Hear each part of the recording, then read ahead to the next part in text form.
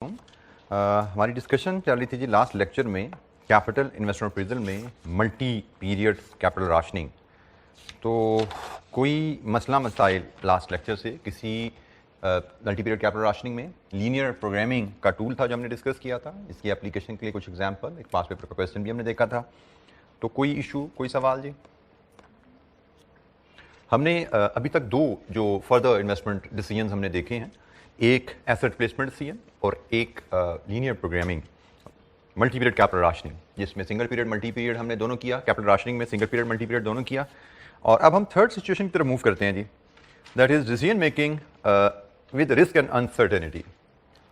अच्छा, एक चीज़ तो इसमें बड़ी क्लियर है, जब भी हम डिसीजन मेकिंग करते हैं it is about future. Future के बारे में हम फैसला कर रहे होते हैं कि हमें फ्यूचर में कौन सा बजट करना है, कौन सा नहीं करना।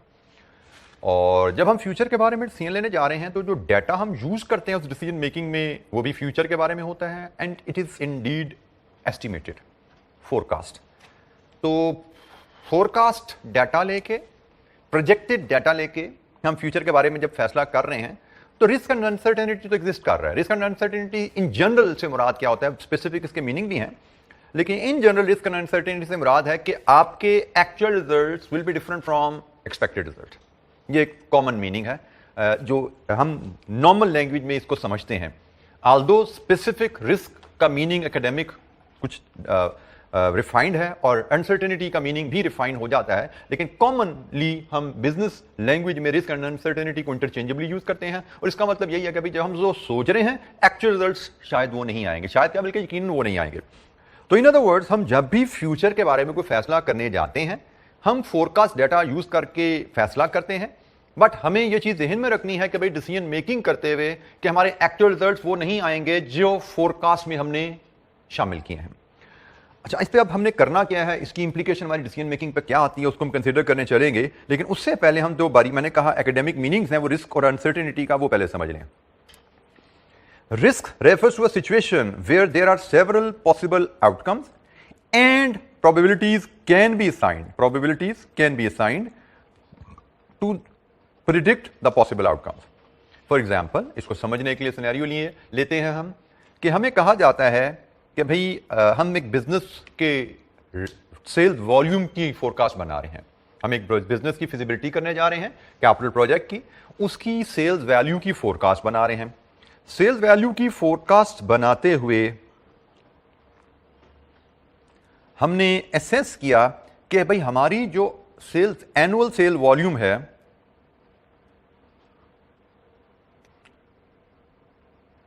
इसकी फोरकास्ट डिपेंड करेगी इकोनॉमिक कंडीशन पे, and the economic condition could be good,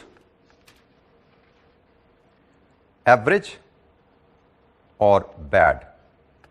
हमने कहा जी हम जो बिजनेस की फोरकास्ट करने जा रहे हैं उसका सालाना वॉल्यूम क्या होगा। तो हमने कहा जी सालाना वॉल्यूम तो डिपेंड करेगा आने वाले सालों में हमारे कंट्री की इकोनॉमिक कंडीशन क्या रहने वाली है। हमने एनालिसिस किया तो हमें पता लगा economic condition depending upon certain factors अच्छी भी हो सकती है, एवरेज भी हो सकती है, बैड भी हो सकती है। And then we figured out कि हमारा सेल्स वॉल्यूम क्या होगा। सेल्स वॉल्यूम की फोरकास्ट हम बना रहे थे तो उसमें हमने ये एनालिसिस किया। सेल्स वॉल्यूम हमने देखा इट कुड बी 10,000 यूनिट्स और 8,000 यूनिट्स और 6,000 units. This is a situation where we don't have clarity कि how our annual sales volume going to be in future. तो ये सिचुएशन है जी, और इस सिचुएशन में if we are able to predict probabilities, economic condition good होने के चांसेस से 50% है, एवरेज के से 30% है और बैड के से 20% है। अगर हम डिफरेंट एक्सपेक्टेड आउटकम्स के साथ एसोसिएटेड प्रोबेबिलिटीज भी असाइन कर सकते हैं तो दिस इज कॉल्ड रिस्क। इस सिचुएशन को हम कहते हैं ये एक रिस्की सिचुएशन है। रिस्की सिचुएशन इसलिए कि इसमें जो पॉसिबल आउटकम्स हैं उनके साथ उसकी एसोसिएटेड प्रोबेबिलिटीज इंफॉर्मेशन अवेलेबल है, लेकिन अगर इसमें से मैं प्रोबेबिलिटी को माइनस कर दूं तो this is called uncertainty. Risk और अनसर्टेनिटी में सिर्फ फर्क है प्रोबेबिलिटी का, कि डिफरेंट प्रोबेबल आउटकम्स के साथ अगर एसोसिएटेड प्रोबेबिलिटीज अवेलेबल है then this situation is called risk. If different probable outcomes के साथ एसोसिएटेड प्रोबेबिलिटी अवेलेबल नहीं है then this is called uncertainty. तो हम बिजनेस में जब जाते हैं at time we are facing risk, at time we are facing uncertainty. हमें दोनों सिचुएशन को फेस करना पड़ता है। तो हम दोबारा अपनी स्लाइड पे आते हैं। When we are dealing with risk, तो हमने कहा कि रिस्क से डील करने के लिए हम एक्सपेक्टेड वैल्यू का टूल इस्तेमाल कर सकते हैं। रिस्क से डील करने के लिए हम एक्सपेक्टेड वैल्यू का टूल इस्तेमाल कर सकते हैं। Expected value you should recall from your earlier knowledge. Expected value क्या होती है जी? एक्सपेक्टेड वैल्यू जी probability into its associated value, probability into associated value, probability into associated value and then sum. This is expected value. हम कहते इसको हम average भी कह सकते हैं, एवरेज एनुअल सेल वॉल्यूम भी कह सकते हैं। कि हमने कहा जी हमारी सेल्स 10,000 भी हो सकती है, 8,000 भी हो सकती है, 6,000 भी हो सकती है। अगर एसोसिएटेड प्रोबेबिलिटी अवेलेबल है तो हम एनुअल सेल्स की एक्सपेक्टेड वैल्यू निकाल सकते हैं। एक्सपेक्टेड वैल्यू कैसे निकलेगी? हर वैल्यू को उसकी एसोसिएटेड प्रोबेबिलिटी से मल्टीप्लाई करें और सम करें। जैसे यहां पे इट इज 5,000, इट इज 2,400, ये जी 1,200, टोटल कितना हुआ? 8,600। This is expected value of annual sale volume. Expected values हमें क्या बता रहा है, थोड़ा इसका मीनिंग भी हम समझ लेते हैं। जब हमने डिस्कस क्या कर रहे हैं कि when we are facing a risky situation जिसमें हमारे पास एनुअल सेल वॉल्यूम डिफरेंट आ रहे हैं and we want to go for feasibility analysis, तो फिजिबिलिटी एनालिसिस में we can not use multiple sales annual volume. हमने तो अभी पीछे एनालिसिस करते हैं ना, annual sale volume into contribution करो तो एनुअल कंट्रीब्यूशन आना चाहिए। Annual contribution minus fixed cost को तो annual net operating cash flow आता है, तो एक फिगर चाहिए ना। मैं यहां पे तो 3 वॉल्यूम्स आ रहे हैं। तो हम यहां पे क्या सीख रहे हैं कि अगर 3 डिफरेंट पॉसिबल आउटकम के साथ एसोसिएटेड प्रोबेबिलिटीज अवेलेबल हैं तो हम इन तीनों वैल्यूज को एंड देयर एसोसिएटेड प्रोबेबिलिटीज को यूज करके expected value of the annual turnover निकाल सकते हैं। This value can be considered as average annual sales. किस सेंस में? कि शायद हम in the long run business चलाएंगे तो इन द लॉन्ग रन हमेशा ना इकोनॉमी कभी गुड रहती है, ना कभी एवरेज पे रहती है, ना कभी बैड रहती है। इन द लॉन्ग रन इकोनॉमी ऐसे चलती रहती है, कभी अच्छी होगी, कुछ साल अच्छी रहेगी, कुछ साल एवरेज पे होगी, कुछ साल पुअरली परफॉर्म भी करेगी, और ये साइकिल चलता रहता है। तो इसका मतलब अगर मैं अपने बिजनेस की परफॉर्मेंस ओवर से 20 ईयर्स लॉन्गर पीरियड देखूं, 20 ईयर 25 ईयर देखना चाहूं, तो शायद कभी मेरी सेल यहां पे, कभी यहां पे, कभी यहां पे, and in the long run average यहां पे रहेगी। तो basically when probabilities are available, expected value gives you average of the variable in the long run, कि इन द लॉन्ग रन आप क्या एवरेज हासिल कर पाएंगे। So, हम यहां पे क्या सीख रहे हैं कि जब आप प्रोजेक्ट फिजिबिलिटी कर रहे हैं and you come across any variable with any variable having different values and associated probabilities, you should use the concept of expected values. मतलब आपको इशू क्या है, भी हम प्रोजेक्ट फिजिबिलिटी किस टर्नओवर पे करें? हमने कहा जी किसी एक पे नहीं करनी, इस पे करनी है अगर प्रोबेबिलिटीज अवेलेबल है। तो हमने कहा यहां पे जो बात सीख रहे हैं कि हम इन्वेस्टमेंट अप्रेजल करते हुए we may face a risky situation. Risky situation का हल एक्सपेक्टेड वैल्यूज का टूल यूज कर लीजिए। आगे चलेंगे, इलस्ट्रेशन भी देखेंगे, कंप्रिहेंसिव क्वेश्चन भी देखेंगे इस टूल के ऊपर। And if we come across a situation where there is uncertainty, तो अनसर्टेनिटी से डील करने के लिए हमारे पास जो टूल अवेलेबल है that is called sensitivity analysis. That is called sensitivity analysis. के अनसर्टेनिटी आ जाए, मतलब प्रोबेबिलिटीज अवेलेबल नहीं है, अनसर्टेनिटी है, तो फिर हमें क्या करना चाहिए? That is called sensitivity analysis. अच्छा जी, एग्जाम पॉइंट ऑफ व्यू से सेंसिटिविटी एनालिसिस का टूल हमें ज्यादा फ्रीक्वेंटली टेस्ट हुआ है, इसकी अहमियत थोड़ी ज्यादा है। एक्सपेक्टेड वैल्यू को टूल को देखें तो बीएफडी में रेयरली हमें 5 पेपर में क्वेश्चन नजर आता है, लेकिन बहरहाल हम दोनों कवर करेंगे। Sensitivity analysis exam point of view से इंपॉर्टेंट है, अहम टूल है, 5 पेपर क्वेश्चन भी मिलेंगे। ये हमें 5 पेपर क्वेश्चन भी यहां नहीं मिलते, रिलेटिवली सिंपल टूल है ये। मैंने आपको एक्सपेक्टेड वैल्यू का मतलब बता दिया, इसको कैपिटल इन्वेस्टमेंट अप्रेजल में यूज कैसे करना है उसमें हम डिस्कशन करेंगे बाद में। फिलहाल हम अपनी डिस्कशन स्टार्ट कर रहे हैं सेंसिटिविटी एनालिसिस से, जो कि अहम टूल है। हम पहले इस पे बात कर लेते हैं, सेंसिटिविटी एनालिसिस है क्या और ये प्रोजेक्ट फिजिबिलिटी में हमारे लिए कैसे यूजफुल रहता है। अच्छा जी, ये ट्री आप लेटर स्टेज पे देखेंगे तो आपको समझ आ जाएगा कि हम इसमें नहीं जाते, हम इसके different branches one by one discuss कर रहे होंगे। जैसे मैं सेंसिटिविटी एनालिसिस डिस्कस करने लगा हूं तो मैं ये दोनों इसके एक्सटेंशन डिस्कस करूंगा, लेकिन अभी मैं एक्सप्लेन नहीं कर रहा। जब हम एक्सपेक्टेड वैल्यूज पे आएंगे ये सारी ब्रांचेस लगभग हम डिस्कस करेंगे, बट अभी आप इसको ना देखिए। लेटर स्टेज पे रिवीजन के लिए आपकी बनावा ट्री के रिवीजन करने के लिए आएंगे, तब सब रिलेट कर पाएंगे कि हमने जो पढ़ लिया। अच्छा जी, सबसे पहले हम सेंसिटिविटी एनालिसिस पे जाते हैं। सेंसिटिविटी एनालिसिस है क्या और ये किस तरह परफॉर्म किया जा सकता है। सेंसिटिविटी एनालिसिस में हम देखते हैं कि हमने एक प्रोजेक्ट की जो फिजिबिलिटी की है, फॉर एग्जांपल हमने प्रोजेक्ट की फिजिबिलिटी की एनपीवी टूल से, एनपीवी पॉजिटिव आई, हमारा डिसीजन रहा प्रोजेक्ट इज फिजिबल। बट वो प्रोजेक्ट का फिजिबल हमने जो डिसीजन लिया that was based on the forecast values used in the calculation. For example हमने टर्नओवर उसमें यूज किया 8600, फॉर एग्जांपल हमने उसने प्राइस यूज की 12 रुपए, वेरिएबल कॉस्ट यूज की 10 रुपए, फिक्स कॉस्ट यूज की से 5 मिलियन पर एनम। सो हमने जो एनपीवी कैलकुलेट की that is calculated on the basis of certain values जो हमने फोरकास्ट की और कैलकुलेशन में इस्तेमाल कर ली। अब सेंसिटिविटी एनालिसिस क्या है? सेंसिटिविटी एनालिसिस कहता है कि आपकी प्रोजेक्ट एनपीवी कितनी सेंसिटिव है, how sensitive a project NPV is toward changes in the values of various variables और estimate used in the calculation. थोड़ा सा मैं इन डेफिनेशन को थोड़ा एलैबोरेट करूं। फॉर एग्जाम्पल जैसे मैंने कहा कि हमने अभी डिफरेंट वैल्यूज बोली थी, हमने प्रोजेक्ट की एनपीवी कैलकुलेट की पॉजिटिव आई, उसमें हमने एनुअल सेल यूज की 8600, उसमें हमने प्राइस पर यूनिट की यूज की से 12 रुपए, उसमें हमने वेरिएबल कॉस्ट पर यूनिट की से 10 रुपए, फिक्स कॉस्ट हमने यूज की से 5 million per annum. These are different values which we have used and arrived at the NPV. Sensitivity, how sensitive project's NPV is towards changes in the values of various variable used in its calculation. इसको देखने के दो तरीके हैं। एक ये method है, method 1। मैं मेथड 1 से अगर एक्सप्लेन करूं, यहां से पढ़िए, यहां से आपको मेथड 1 समझ आएगा। What would B NPV of the project if sale price were 5% below the estimate? Sensitivity, NPV कितनी सेंसिटिव है प्राइस की तरफ? अगर प्राइस हमारे अंदाजे से 5% कम हो जाए फिर एनपीवी कहां आती है? What would be the NPV of the project if annual operating cost were 10% higher than the estimate? अगर हमारी ऑपरेटिंग कॉस्ट जो हमने एस्टिमेट की से 10 रुपए पर यूनिट है वो 10% बढ़ जाए तो फिर एनपीवी क्या होती है?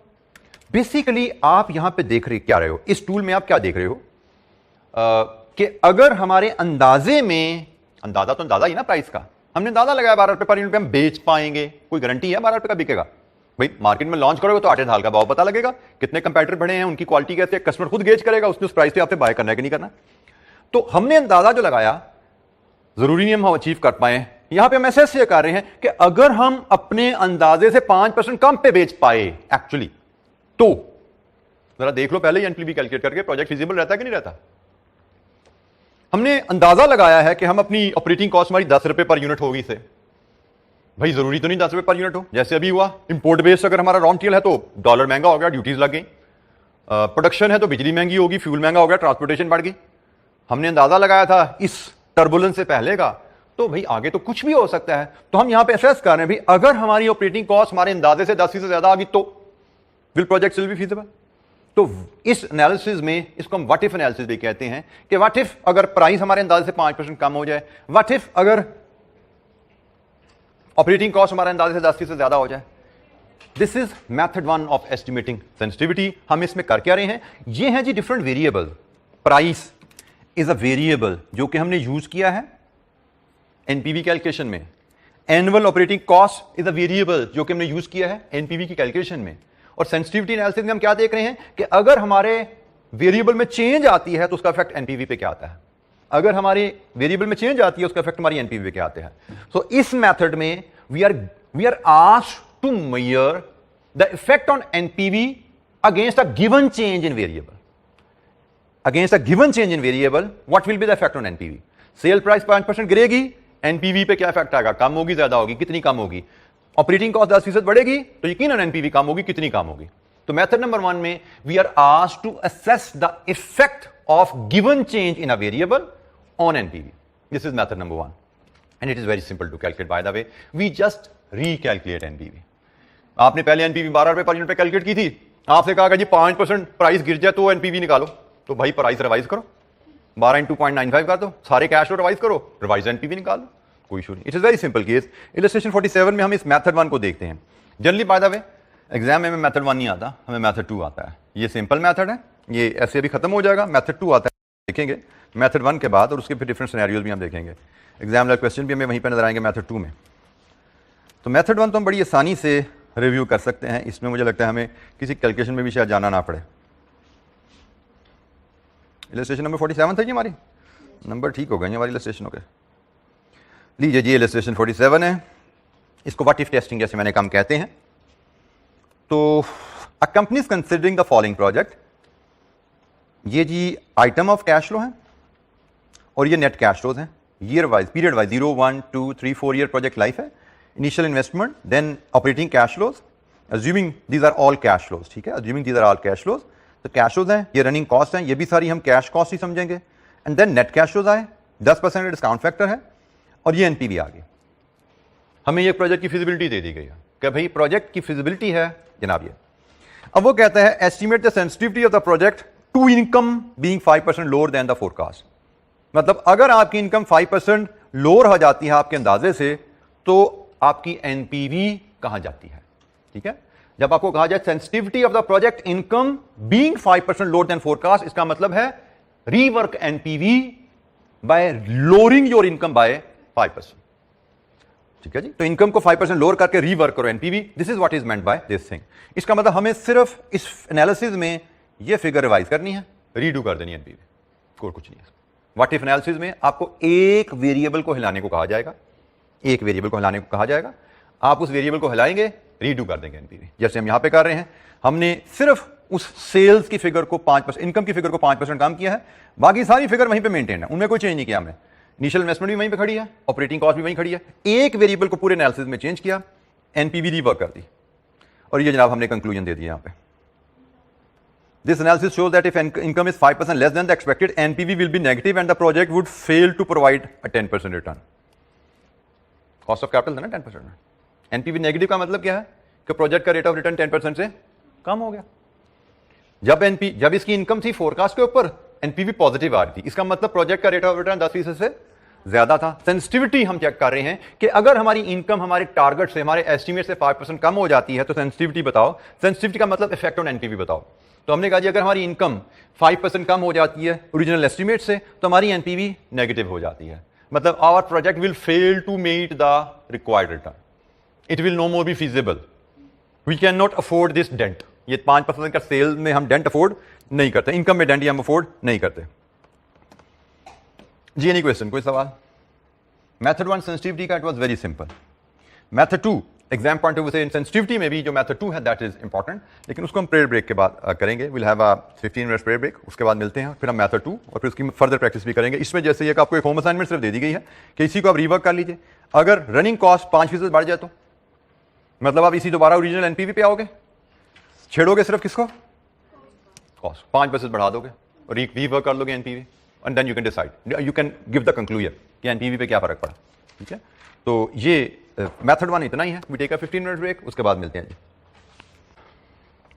अच्छा जी, अस्सलाम वालेकुम। ब्रेक से पहले हमने मेथड 1 डिस्कस किया था सेंसिटिविटी एनालिसिस का, जिसको हमने व्हाट इफ एनालिसिस भी कहा कि what if there is any change given, what is we our sale price is dropped below the original budget, what if our operating cost goes above the initial budget या forecast, उसका impact on NPV क्या है। उसकी calculation भी हमने देखी। It was simply requiring recalculating NPV by incorporating the given change। और sensitivity analysis में ये चीज़ हमने ध्यान में रखनी है कि हमें एक वेरिएबल में चेंज एट वन टाइम उसकी सेंसिटिविटी डिटरमिन करने को कहा जाता है कि for a given change NPV कहाँ जाएगी। वो प्राइस की चेंज है, वो ऑपरेटिंग कॉस्ट की चेंज है, वो वेरिएबल कॉस्ट की चेंज है, वो फिक्स कॉस्ट की चेंज है। Will be told a change about a variable and will be required to recalculate NPV and then comment. तो ये था जी मेथड 1 जो बड़ा सिंपल है और शायद पास में टेस्ट होता हमें नजर भी नहीं आता।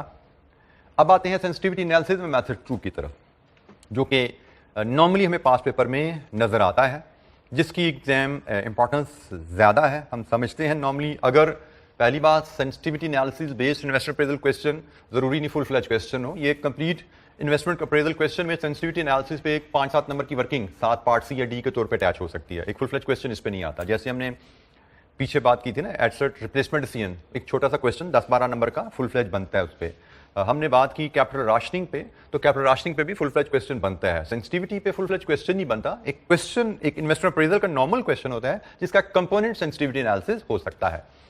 तो इसलिए इसकी लाइक्लीहुड भी ज़्यादा है कि ये एक इन्वेस्टमेंट अप्रेजल क्वेश्चन के साथ एक कंपोनेंट के तौर पे एग्जामिनर कहीं भी इसको अटैच कर सकता है। इसका स्कोप वाइड रहता है इस क्वेश्चन, इस टॉपिक की टेस्टिंग का। अच्छा जी, मेथड 2 में हम क्या गेज करते हैं? मेथड 2 में हम गेज करते हैं कि किसी वेरिएबल में कितनी change will bring NPV down to 0। What is the change in any variable which will bring NPV down to 0। पहले था फिर वेरिएबल में 5% चेंज, एनपीवी पे इंपैक्ट बताओ।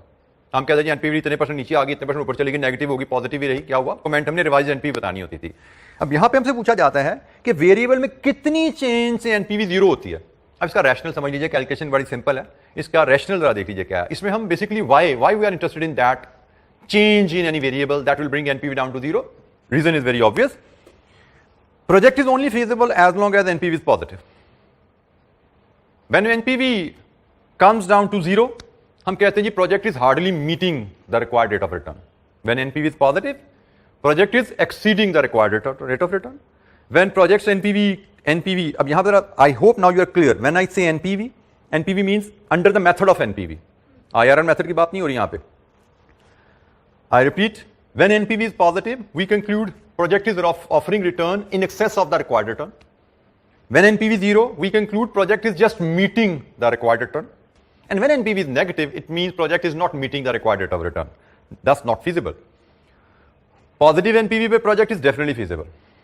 Zero NPV पे भी it can be considered feasible. At least it is meeting the target, not exceeding it, but meeting the target. Negative NPV पे there is no question because project is falling behind the target. तो हम देखते हैं यहां पे, for example हमने price की बात की, पिछले सवाल में हमने देखा था इनकम की बात की, इनकम 5% कम हो तो प्रोजेक्ट फीजिबल नहीं रहता। इस मेथड में हम क्या कैलकुलेट करते हैं, इनकम कितनी कम हो तो एनपीवी जीरो हो जाती है। Let's assume, how to calculate इस पर बात करेंगे। लेट्स अज्यूम हमने कैलकुलेट किया इनकम 3% कम हो तो एनपीवी जीरो हो जाती है। 5% में नेगेटिव हो रही थी ना, तो उससे कम परसेंट ही ड्रॉप पे जीरो आएगी ना। हमने कहा let's assume how to calculate, will talk about that. हमने कहा जी इनकम 3% कम हो तो एनपीवी जीरो हो जाती है। अब ये 3% की जो हमने फिगर निकाली है, इस फिगर की यूटिलिटी हमारे लिए क्या है। इस सेंसिटिविटी एनालिसिस में हम जो change in variable which brings NPV down to zero calculate कर रहे हैं, हमें बता क्या रहा है। बेसिकली हमें बता रहा है maximum affordable variation in our estimate. Income जो हम कैलकुलेट की, जिसकी ऊपर हमने फिजिबिलिटी बनाई थी पिछले एग्जांपल में, दैट वाज एन एस्टिमेट। हमने एक इनकम एस्टिमेट की, उसकी बेस पे हमने प्रोजेक्ट की फिजिबिलिटी की, और हमने देखा जो हमने इनकम एस्टिमेट की है उस पे प्रोजेक्ट की फिजिबिलिटी पॉजिटिव है। अब अगर हम लेट्स अज्यूम इसकी सेंसिटिविटी हमने कैलकुलेट की मेथड 2 के तहत, वो है 3%। मेथड 2 के तहत हमने सेंसिटिविटी कैलकुलेट की, दैट इज 3%। के वो 3% में क्या बता रही है कि इनकम में 3% की अगर कमी आए तो एनपीवी जीरो हो जाती है मेथड 2 के तहत। तो इसका मतलब हम अपने अंदाजे में मैक्सिमम कितनी गलती अफोर्ड करते हैं, 3%। ये हमारा अंदाजा है ना। एक्चुअल रिजल्ट हमारे अंदाजे से 3% कम हो जाए तब तक तो बर्दाश्त कर सकता है ये प्रोजेक्ट। अगर एक्चुअल रिजल्ट 3% से ज्यादा कम हो गया तो प्रोजेक्ट ये बर्दाश्त नहीं करेगा, प्रोजेक्ट अनफीजिबल बन जाता है। तो ये हम फिजिबिलिटी डिसीजन लेते हुए वहीं पे असेस कर रहे होते हैं। हम देखना चाह रहे होते हैं क्योंकि प्रोजेक्ट तो फिजिबल है, लेकिन ये फिजिबल है एस्टिमेटेड डाटा के ऊपर, एक्चुअल डाटा तो इससे फर्क होने वाला है। तो हम सेंसिटिविटी एनालिसिस के थ्रू चेक करते हैं कि इस प्रोजेक्ट की टॉलरेंस कितनी है, क्योंकि एक्चुअल रिजल्ट ने एस्टिमेट से फर्क आना है, कोई दूसरी राय नहीं। तो भाई इस प्रोजेक्ट में कितनी ताकत है उस वेरिएशन को अब्जॉर्ब करने के लिए। तो हमने, जैसे मैंने कहा जी, हमने इनकम की सेंसिटिविटी चेक की, वो आई 3%। इसका मतलब इनकम की हद तक ये प्रोजेक्ट सिर्फ 3% ड्रॉप अफोर्ड करता है। हो सकता है हम ऑपरेटिंग कॉस्ट की सेंसिटिविटी निकालें, वो आ जाए 7%। इसका मतलब ऑपरेटिंग कॉस्ट में 7% का इजाफा आ जाए, ये हम अफोर्ड कर सकते हैं। इससे ज्यादा इजाफा हम अफोर्ड नहीं कर सकेंगे। ठीक है, तो ये है जी second method of inquiring sensitivity. एक मेथड में हमें वेरिएबल की चेंज बताई जाएगी, जिस 5% इनकम में चेंज, इसकी सेंसिटिविटी कैलकुलेट करो, इसका मतलब है रिवाइज एनपीवी निकालो और कमेंट करो। दूसरे मेथड में हमसे कहा जाएगा इनकम की सेंसिटिविटी निकालो, कोई चेंज नहीं बताएगी, इसका मतलब चेंज हमें खुद निकालनी है। और वे चेंज कौन सी होगी, जिस पे एनपीवी जीरो। अगर तो क्वेश्चन में वेरिएबल की परसेंटेज दे दी, इसका मतलब उस परसेंटेज चेंज को इनकॉर्पोरेट करके रिवाइज एनपीवी निकालो, कमेंट करो। और अगर क्वेश्चन ने सिर्फ वेरिएबल का नाम दिया और कहा इसकी सेंसिटिविटी निकालो, इसका मतलब उसकी परसेंटेज कैलकुलेट करो। और कौन सी परसेंटेज, जिस पे एनपीवी जीरो होगी। अब वो परसेंटेज कैसे कैलकुलेट करनी है, ये हमारा अगला स्टेप है जी। एनी क्वेश्चन, कोई सवाल जी बेटा।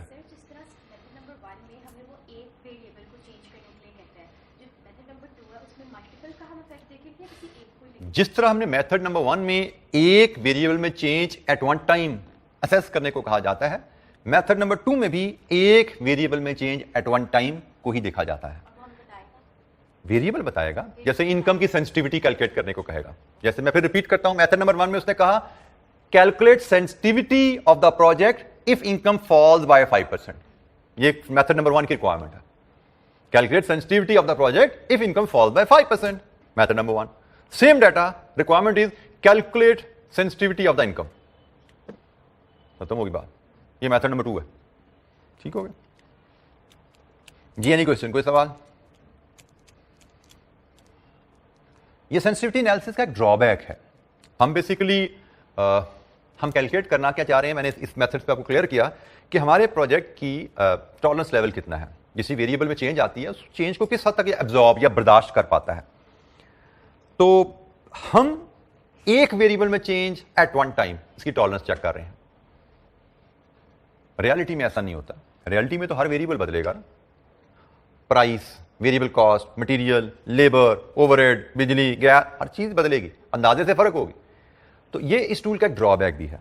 It considers only change in one variable at one time, कि बाकी सब चीजें हमारे अंदाजे के बिल्कुल एन मुताबिक हो तो इनकम में कितना चेंज अफोर्डेबल, बाकी सारी चीजें हमारे अंदाजे के एन मुताबिक हो तो फिर प्राइस में कितना चेंज अफोर्डेबल है। ये इसका ड्रॉबैक है। अगेन, हमें ड्रॉबैक का मतलब ये नहीं कि प्रोजेक्ट हमारे टूल बेकार हो गया। टूल को इस्तेमाल करते हुए, इसके रिजल्ट्स पे रिलायंस लेते हुए, यू शुड नो कि भाई इसमें वीकनेस है तो इसके हिसाब से इस पर रिलायंस रखनी है हमने। यूजफुल है, इंडिकेटिव है, अच्छे टूल हैं, हर टूल जो हम पढ़ते हैं, लेकिन कुछ ना कोई लिमिटेशन हमें पता होना चाहिए कि हम टूल पे ब्लाइंड ट्रस्ट नहीं करते। ये सिर्फ हमारे लिए हेल्पिंग हैंड्स हैं। Ultimately it will be our judgement that will come into play, considering many other factors. जैसे जैसे आगे चलेंगे उन फैक्टर्स की डिटेल में भी ऐसा कुछ ना कुछ बात करते जाएंगे। जी, कोई सवाल? अच्छा जी, अब हम सेंसिटिविटी, हमें किसी वेरिएबल की कैलकुलेट करने को कहा जाए तो हम वो सेंसिटिविटी कैसे कैलकुलेट करते हैं? डिफरेंट वेरिएबल की सेंसिटिविटी में कहा जाए उसका फार्मूला क्या है। जैसे हमसे कहा जाए प्राइस की सेंसिटिविटी कैलकुलेट करो, तो प्राइस की सेंसिटिविटी है NPV over PV of revenue. Percentage में जनरली कोट करते हैं 100%। NPV of the project divided with present value of revenue. ये प्रोजेक्ट की एनपीवी है, ये प्रोजेक्ट के ओवर लाइफ रेवेन्यू की पीवी है। 5 साल लाइफ है तो 5 साल का सालाना रेवेन्यू, उसकी PV low. NPV of the project over PV of revenue into 100, ये आपको प्राइस की सेंसिटिविटी बताता है। और ये इसको हम इंटरप्रेट करें तो क्या है? It is the maximum change in revenue per unit that will result in the NPV changing to 0। और ये चेंज क्या है? प्राइस में डिक्रीज। प्राइस में डिक्रीज ही एनपीवी को 0 पे लेके जाएगा। Price is a source of inflow. Inflow में कमी आएगी तो ही एनपीवी पॉजिटिव से 0 की तरफ सफर शुरू करेगी ना। तो जनाब, ये हम प्राइस की सेंसिटिविटी जो कैलकुलेट करते हैं, it provides us the maximum affordable drop. Variable cost की सेंसिटिविटी कैलकुलेट करनी हो तो NPV of the project over present value of variable cost, again over the life variable cost की पीवी। और ये क्या बता रहा है? Maximum change in variable cost per unit which will result in NPV changing to 0। और variable cost की change की बात करें तो वेरिएबल कॉस्ट में इजाफा एनपीवी को 0 करता है, ऐसे ही है ना। तो ये आपने ध्यान में रखना है। हमसे इंटरप्रिटेशन भी रिजल्ट की मांगी जाती है। तो प्राइस की सेंसिटिविटी में हमारी इंटरप्रिटेशन रहेगी maximum affordable drop in the price.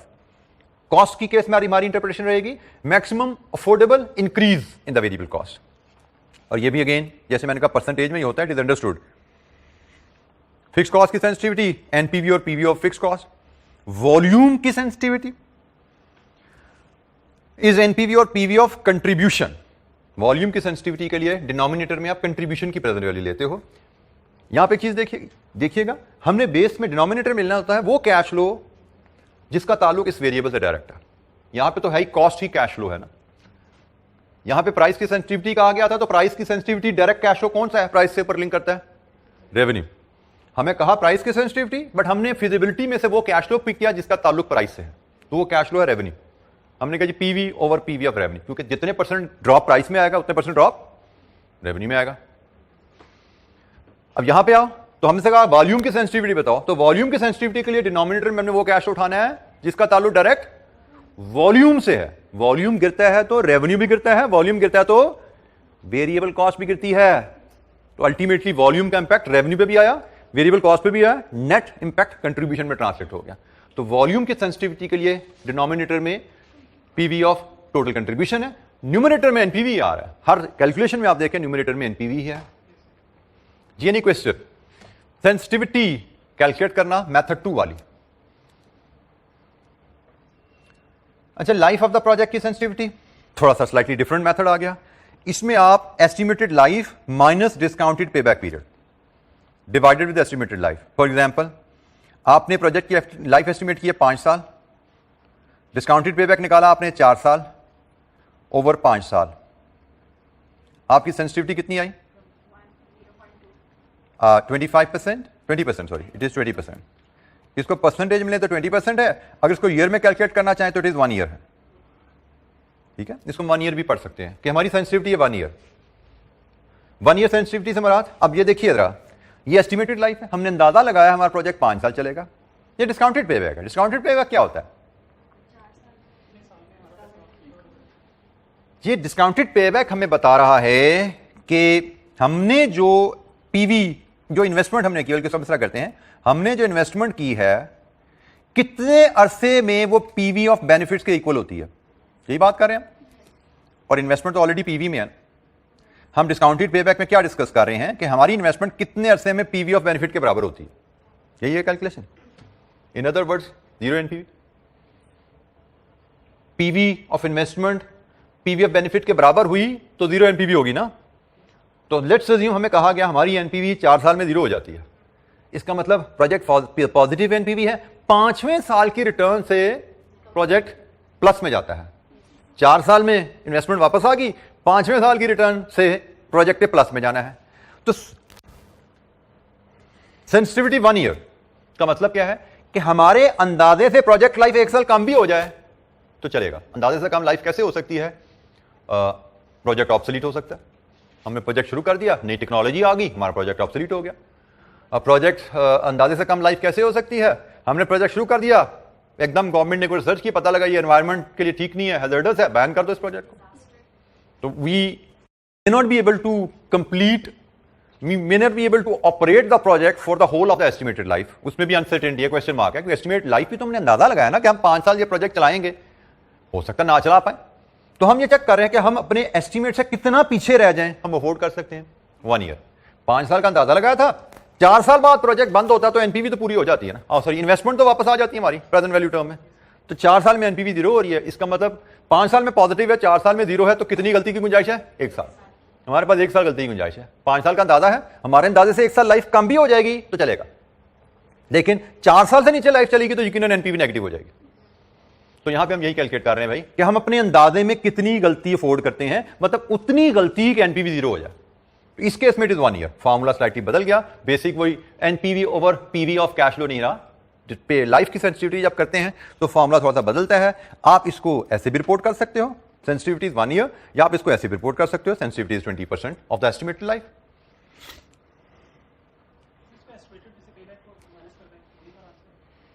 Sorry, हर दफा वो आंसर है का मतलब मेरा एस्टिमेटेड लाइफ 5 ईयर थी, डिस्काउंट पेबैक लेट्स से हमने कैलकुलेट किया 4 साल,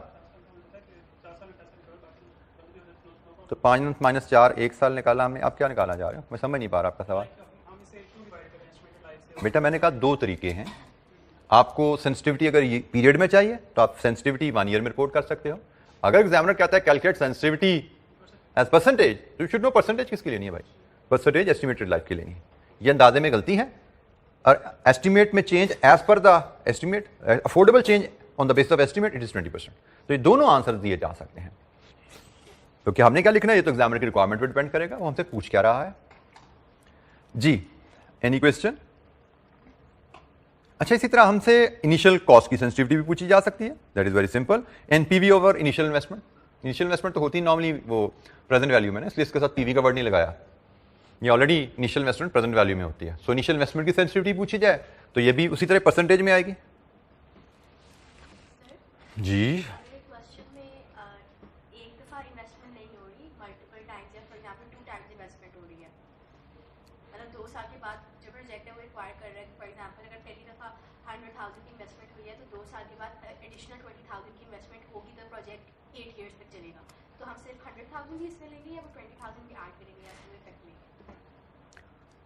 अच्छा जी, आपका सवाल है कि हमारी इन्वेस्टमेंट सिर्फ जीरो में नहीं हो रही, जीरो के अलावा आगे भी मे बी 1 में। अच्छा, यहाँ पे एक फर्क आ जाता है, दोनों 1 में हो और 1 में ना हो, 1 में इनफ्लो आके 2 में आउटफ्लो आ जाए, फर्क आ जाता है। अब MIR कैलकुलेट करके गुजरे हो, रिटर्न फेज इन्वेस्टमेंट फेज का क्लियर आपको फर्क पता है। आपने एक बार जब इन्वेस्टमेंट कर दी, उसके बाद जब रिटर्न शुरू होगी ना, फिर इन्वेस्टमेंट फेज खत्म हो गया। ठीक है, तो फॉर एग्जाम्पल 0 में आउटफ्लो है, 1 में इनफ्लो के बाद 2 में बेशक आउटफ्लो आ जाए, दैट इज नॉट इन्वेस्टमेंट, आपकी इन्वेस्टमेंट 0 की कंसिडर की जाएगी। अब हम एक और सिचुएशन देखते हैं कि 0 में आउटफ्लो है, 1 में भी आउटफ्लो है, फिर 2 से इनफ्लो शुरू हो रहा है, फिर इन्वेस्टमेंट की सेंसिटिविटी, तो उस केस में फिर हम इन्वेस्टमेंट फेज की पीवी ले लेंगे, फिर वो पीवी वाला कॉन्सेप्ट लग जाएगा जहां लगता आ रहा है, NPV over PV of investment phase. यहां पे तो मैंने आपसे बोल दिया था कि भाई 0 में चूंकि आ रही है तो इसलिए उसको पीवी का वर्ड नहीं लिखा गया, लेकिन जिस तरह का केस आप बोल रहे हो कि 0 भी हो जाए 1 भी हो जाए, तो ये दोनों इन्वेस्टमेंट फेज की कहानी है ना, तो पीवी ऑफ इन्वेस्टमेंट फेज आपको करनी पड़ेगी। आप उस तरह चलेंगे। अच्छा, एक चीज ध्यान में रखिएगा बेटा कि हम एज अ टीचर कोशिश करते हैं मैक्सिमम सिनेरियोज को डिस्कशन में लेके आए। पास्ट पेपर भी हम कोशिश करते हैं चूज करते हुए कि डिफरेंट सिनेरियोज जितने मैक्सिमम कवर कर सकते हैं करने की कोशिश करें, लेकिन उसके बावजूद आपको तैयार रहना है। एग्जाम में आपको अनसीन चीजें मिलनी है। मैंने पहले भी बोला, अगर नहीं बोला तो सुन लीजिए, अनसीन चीज का मतलब ये नहीं होता आप कर नहीं सकते, आपकी नॉलेज बेस बिल्ड हुई भी होती है। You just have to think a little कि भाई ये इशू आ गया, मैंने ये प्रॉब्लम डिस्कस किया, ये भी किया था, ये भी किया था, तो ये डिस्कस नहीं हुआ, लेकिन based on my prior learning how to handle this. सिर्फ आपको 1 मिनट एक्स्ट्रा सोचना है, 1.5 मिनट एक्स्ट्रा सोचना है, 2 मिनट सोचना है। You should come up with some plan. हमारा प्रॉब्लम होता क्या है, मैंने जो पहले भी बोला, हम स्पॉटिंग कर रहे होते हैं कि भाई ये प्रॉब्लम ये कहां पे देखा था, कहां देखा था, नहीं देखा था तो समझ नहीं आता।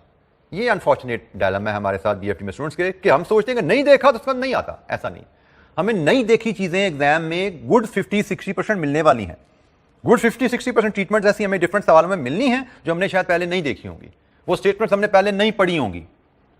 तो you have to have this belief कि नहीं पढ़ी हुई तो कोई मसला नहीं है, जो पढ़ी हुई हैं उनकी बेसिस पे आई कैन डिसाइड। इस बिलीफ के साथ चलोगे तो ही काम होगा, अदरवाइज ये काम नहीं होता। इसलिए मैं आपको कहता हूं कि हमने ब्रेन को ट्रेन करना है अनसीन सिचुएशन को डील करने के लिए, और इसलिए मैं डिस्करेज करता हूं सोल्यूशन ना देखा करो, सवालों को पढ़ो। अनसीन सवाल है, उन पर टकरे मारो। 15 नंबर के सवाल पे घंटा लग जाता है, टेंशन नहीं है, 2 घंटे लग जाते हैं, टेंशन नहीं, but give your brain some activity to think, to ponder upon, take help from the book, take help from the notes, take help from the illustration, but question पे टकरे मार मार के देखो कौन सा सूल लगना है, ये वाला लगना है, वो वाला लगना है, इसके हिसाब से होगा, ऐसे होगा, then go to the answer and compare। अच्छा जी, टैक्स रेट की सेंसिटिविटी हमसे कहा जाता है जी से टैक्स रेट आपने जो फिजिबिलिटी में डाला वो तो 30% था, लेकिन जैसे जैसे टैक्स रेट बढ़ेगा हमारी एनपीवी नीचे जाती जाएगी ना। एनपीवी और PV of annual tax expense. Discount rate की सेंसिटिविटी, आपने कॉस्ट ऑफ कैपिटल भी तो एस्टीमेट लिया होता है कि हम प्रोजेक्ट के कैश फ्लो एस्टीमेट किए, फिर हमने इन्वेस्टर से पूछा जाके या आगे हमने कॉस्ट ऑफ कैपिटल पढ़ना है, बाय द वे हमारा पूरा चैप्टर है उसमें हम देखेंगे हम कॉस्ट ऑफ कैपिटल एस्टीमेट करते हैं। हम कॉस्ट ऑफ कैपिटल एस्टीमेट करते हैं कि भाई हम इस प्रोजेक्ट के लिए फाइनेंस रेज करेंगे तो how much it is expected to cost us. Cost of capital हमारा एक्सपेक्टेड रेट होता है। हम प्रोजेक्ट की फिजिबिलिटी करते हैं, अगर एनपीवी पॉजिटिव मिलती है then we go out and try to raise finance. और जरूरी नहीं कि जो हमने एक्सपेक्टेड कॉस्ट ऑफ कैपिटल निकाला था एक्चुअल फाइनेंस भी हमें उसी रेट पे मिल जाए। तो हमने एक्सपेक्टेड कॉस्ट ऑफ कैपिटल जो बनाया फिजिबिलिटी में वो हमारा अंदाजा था, हमने उसकी बेस पे प्रोजेक्ट फिजिबल देख लिया, हमने से 10% कॉस्ट ऑफ कैपिटल निकाला, प्रोजेक्ट फिजिबल हुआ, एनपीवी पॉजिटिव थी, अब हम फाइनेंस लेने निकल पड़े। फाइनेंस एक्चुअली रेज करने गए तो पता लगा वो तो 10% में मिल ही नहीं रहा। तो भाई हम किस रेट तक मैक्सिमम अफोर्ड करते हैं? डिस्काउंट रेट की सेंसिटिविटी, ये शायद हमने कहीं बात की थी ना कि आईआरआर ऑफ द प्रोजेक्ट जो होता है that gives you the maximum affordable cost of finance. क्योंकि आईआरआर क्या है? प्रोजेक्ट का रेट ऑफ रिटर्न। प्रोजेक्ट कितने % रेट ऑफ रिटर्न दे रहा है? फॉर एग्जांपल मैंने 10% कॉस्ट ऑफ कैपिटल पे प्रोजेक्ट अप्रेज किया, एनपीवी वाज पॉजिटिव, अब मैं फाइनेंस लेने निकला, बैंक वाले कहते हैं 10% पे फाइनेंस नहीं देगा, हमारा रेट तो हायर है। अब डिस्कशन नेगोशिएशन टेबल पे बैठने से पहले I should know what is the maximum affordable cost, तो दैट इज द आईआरआर। क्योंकि मेरी कॉस्ट ऑफ कैपिटल आईआरआर के बराबर चली जाएगी तो एनपीवी मेथड के तहत एनपीवी 0 हो जाएगी। ठीक है, अगर मेरी कॉस्ट ऑफ कैपिटल आईआरआर के बराबर हो जाएगी तो एनपीवी प्रिंसिपल के तहत मेरी एनपीवी 0 होती है वहां पे। तो इसका मतलब maximum affordable cost of capital is equal to IRR where project NPV will come down to 0। तो डिस्काउंट रेट की सेंसिटिविटी ऐसे निकलती है, IRR of the project minus cost of capital. Let's assume मैंने आईआरआर निकाली 12%, कॉस्ट ऑफ कैपिटल थी 10%, इसका मतलब 2% का रूम है मेरे पास। मेरे पास 2% का रूम है कॉस्ट ऑफ कैपिटल से प्ले करने के लिए। 10% एस्टिमेट करके निकला था, 2% plus this is the affordable maximum affordable cost of capital. 12% जा सकता हूं, इससे ऊपर नहीं जा सकता।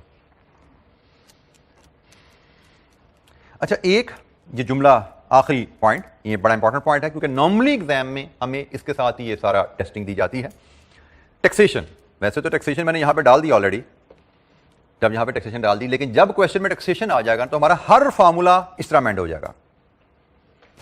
फॉर एग्जाम्पल हमसे कहा जाए जी वेरिएबल कॉस्ट की सेंसिटिविटी बताओ और कंपनी टैक्सेस पे कर रही है सवाल में, तो हमारा फार्मूला बन जाएगा एनपीवी ओवर पीवी ऑफ, जब टैक्सेस नहीं थे तो फार्मूला क्या था,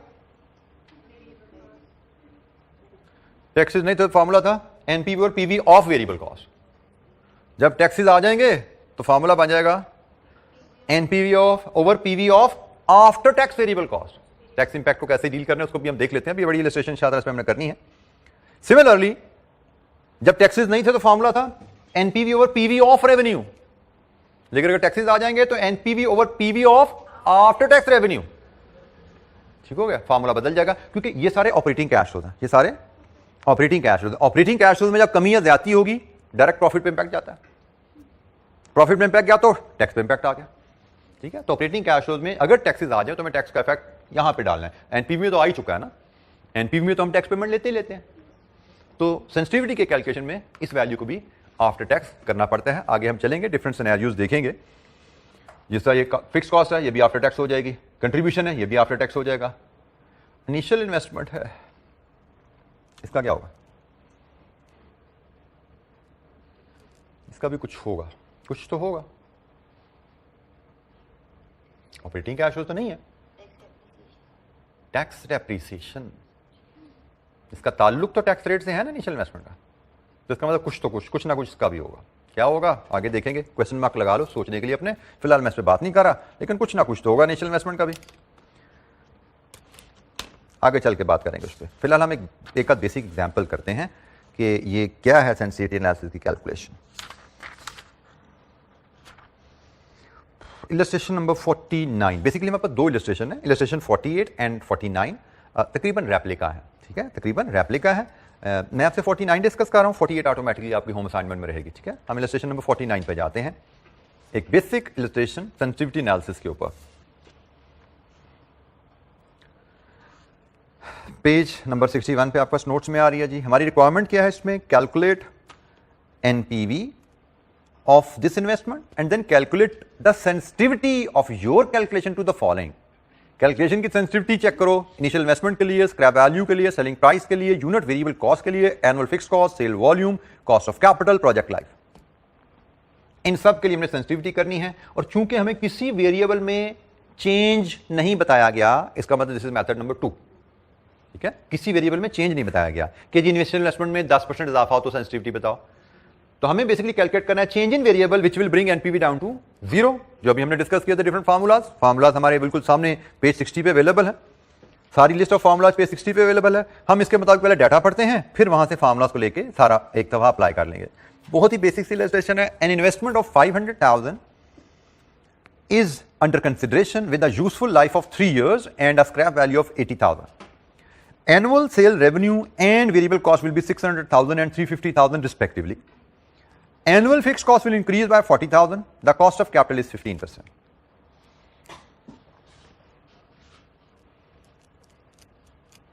अच्छा जी, हमारे पास डाटा आ गया। टैक्सेशन तो इसमें इन्वॉल्व नहीं है, ठीक है, तो वो भी एक सिंप्लिसिटी है इसमें। फिलहाल आगे इलस्ट्रेशन में जाएंगे, टैक्सेशन भी आएगी इंशाअल्लाह हमारे सामने। तो फिलहाल हम इसके लिए चलते हैं। पहला पार्ट है जी इसकी एनपीवी कैलकुलेट करो। तो एनपीवी के लिए हम देखते हैं, ये तो है जी सीधा सीधा एनविटी वाला केस है, सही है, ये एनविटी वाला केस है। तो मैं एनविटी वाले केस के मुताबिक इसका ब्रीफ सा फॉर्मेट अगर ड्रॉ करूं तो इट विल लुक लाइक, हमें illustration number 49 description item cash flows, ये उसका पीरियड आएगा और ये फिर उसके कैश फ्लोज आएंगे, देन हम इसका डिस्काउंट फैक्टर ले आएंगे और फिर present value and then NPV. तो यहां पे हम कहते हैं जी description of cash flow, sorry relevant होगी ना, incremental fix cost is relevant, उसको लेते हैं अभी। डिस्क्रिप्शन है, यहां पे ईयर ऑफ कैश फ्लो लेंगे, यहां पे हम कैश फ्लोज लाएंगे रुपीज में, इधर हम डिस्काउंट फैक्टर लाएंगे कॉस्ट ऑफ कैपिटल पे एनपीवी के लिए, देन प्रेजेंट वैल्यू। हमारे जो कैश फ्लोज आइटम्स आ रही हैं वन बाय वन हम लेते जाते हैं। एक इनिशियल इन्वेस्टमेंट है, 0 में ली जाएगी और कितनी वैल्यू है 500,000 का आउटफ्लो। फिर हमारे पास इसकी रेजिडुअल वैल्यू है, 3 साल लाइफ है प्रोजेक्ट की, 3 years, 80,000 की रेजिडुअल वैल्यू है। फिर इसका रेवेन्यू है, 3 साल लाइफ है, तीनों साल सेम है, 6 लाख। फिर इसकी वेरिएबल कॉस्ट है, ये भी 3 साल 350,000 का आउटफ्लो है। हम यहां पे इसको बाय द वे कंट्रीब्यूशन भी ले सकते थे, मैंने इंटेंशनली लदा किया क्योंकि हमें जरूरत पड़ने वाली है पीवी ऑफ रेवेन्यू की, पीवी ऑफ वेरिएबल कॉस्ट की भी। बट अगर सिर्फ एनपीवी कैलकुलेट करनी हो तो मैं इनको कंट्रीब्यूशन भी कर सकता था। फिर एक कैश फ्लो हमारा फिक्स कॉस्ट क्या है, ये भी 1 से लेकर 3 साल तक ये रेलेवेंट है क्योंकि उसने लिखा हुआ है ये annual fix cost will increase by 40,000 से इजाफा आ जाएगा फिक्स कॉस्ट में इस प्रोजेक्ट की वजह से। So incremental fix cost are relevant fix cost है। हमने कहा था फिक्स कॉस्ट हम इरेलेवेंट तब लेंगे when they are absorbed, allocated, apportioned, recovered, charged. ये 5 टर्म्स हमने बोली थी, इन 5 में से कोई भी टर्म फिक्स कॉस्ट के साथ लगी होगी तो हम उसको रेलेवेंट नहीं लेते। यहां पे उसने क्लियरली बताया हुआ है सालाना कॉस्ट 40,000 से बढ़ेगी तो जनाब लीजिए जी 15% का फैक्टर लेना है। तो ये तो हो गया जी 15% 3 साल सिंगल कैश लो है, 15% 3 साल सिंगल कैश लो 0.658 और 15% 3 साल एन्युटी है, सीरीज है, तो ये है जी 2.283 2.283 लीजिए जी। पीवी 1 by 1 इनिशियल इन्वेस्टमेंट तो 5 लाख ही आ गई जी। Residual value one of cash low 52640। Next जी रेवेन्यू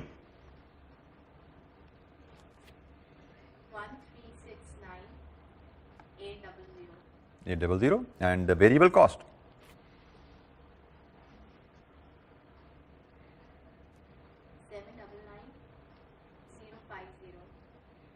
फिक्स कॉस्ट 91320 लीजिए जी सम कीजिए एनपीवी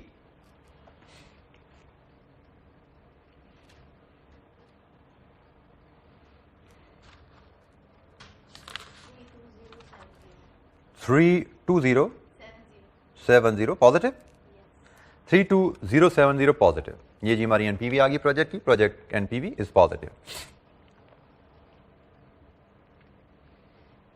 अच्छा जी अब हमसे कहा गया है sensitivity of your calculation to different variable. ये पार्ट ए हमने इलस्ट्रेशन 50 का कर लिया। अब हम पार्ट बी पे चलेंगे 1 by 1 सेंसिटिविटी कैलकुलेट करने की तरफ। किसी स्टूडेंट को कोई दिक्कत यहाँ पे कोई चीज समझ नहीं है पूछिए।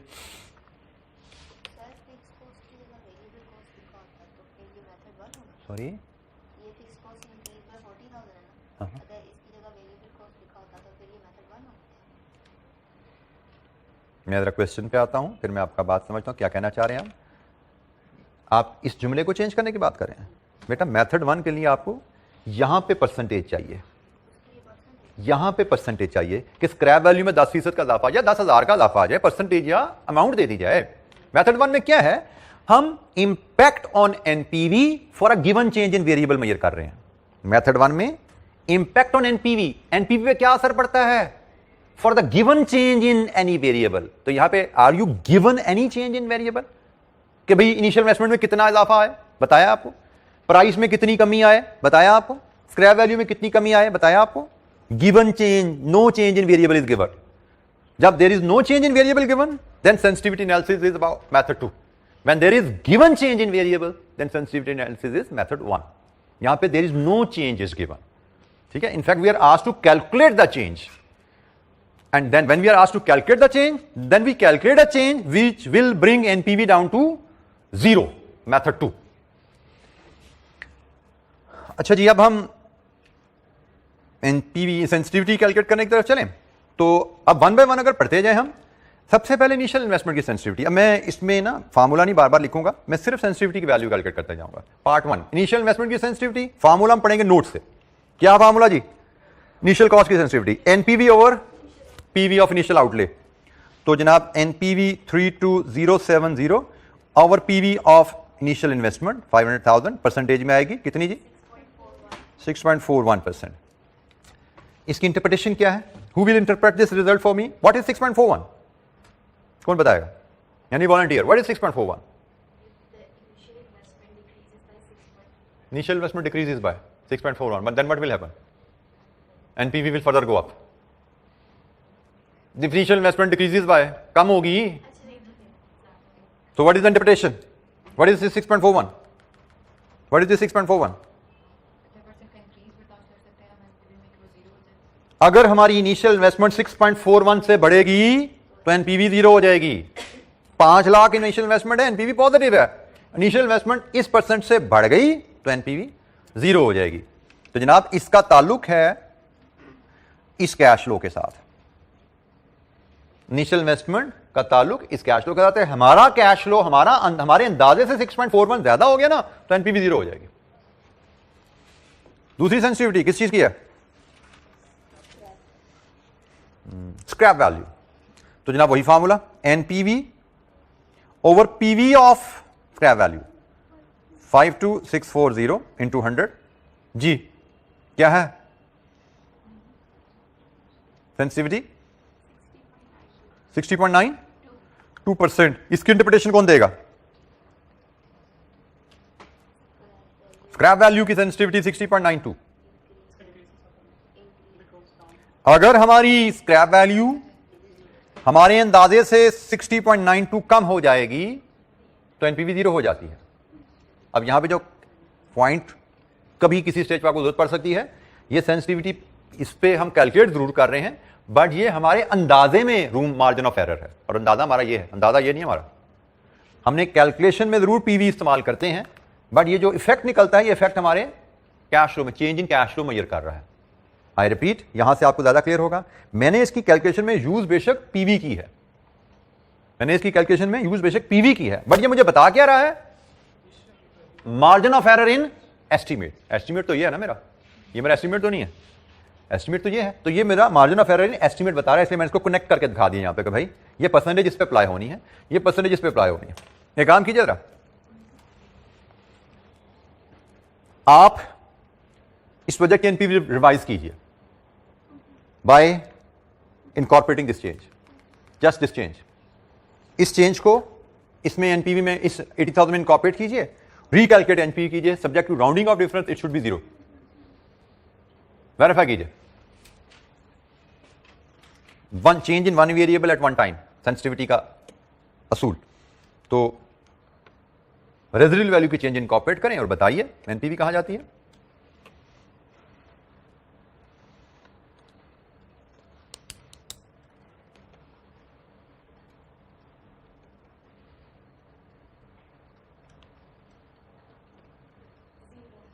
जीरो आ रही है ना. तो ये मैंने आपको टेस्ट भी करवा दिया भाई, ये इस पे अप्लाई होना है. अगर कभी हमें कोई वर्किंग ऐसी जरूरत पड़ जाए तो ये इस पे अप्लाई होता है, इस पे ना जाके अप्लाई करें, हम इस पे अप्लाई करें क्योंकि बाद का चेंजेस ऐसे करवाता है कि आपको हो सकता है कुछ दे दे. तो concept you should be clear.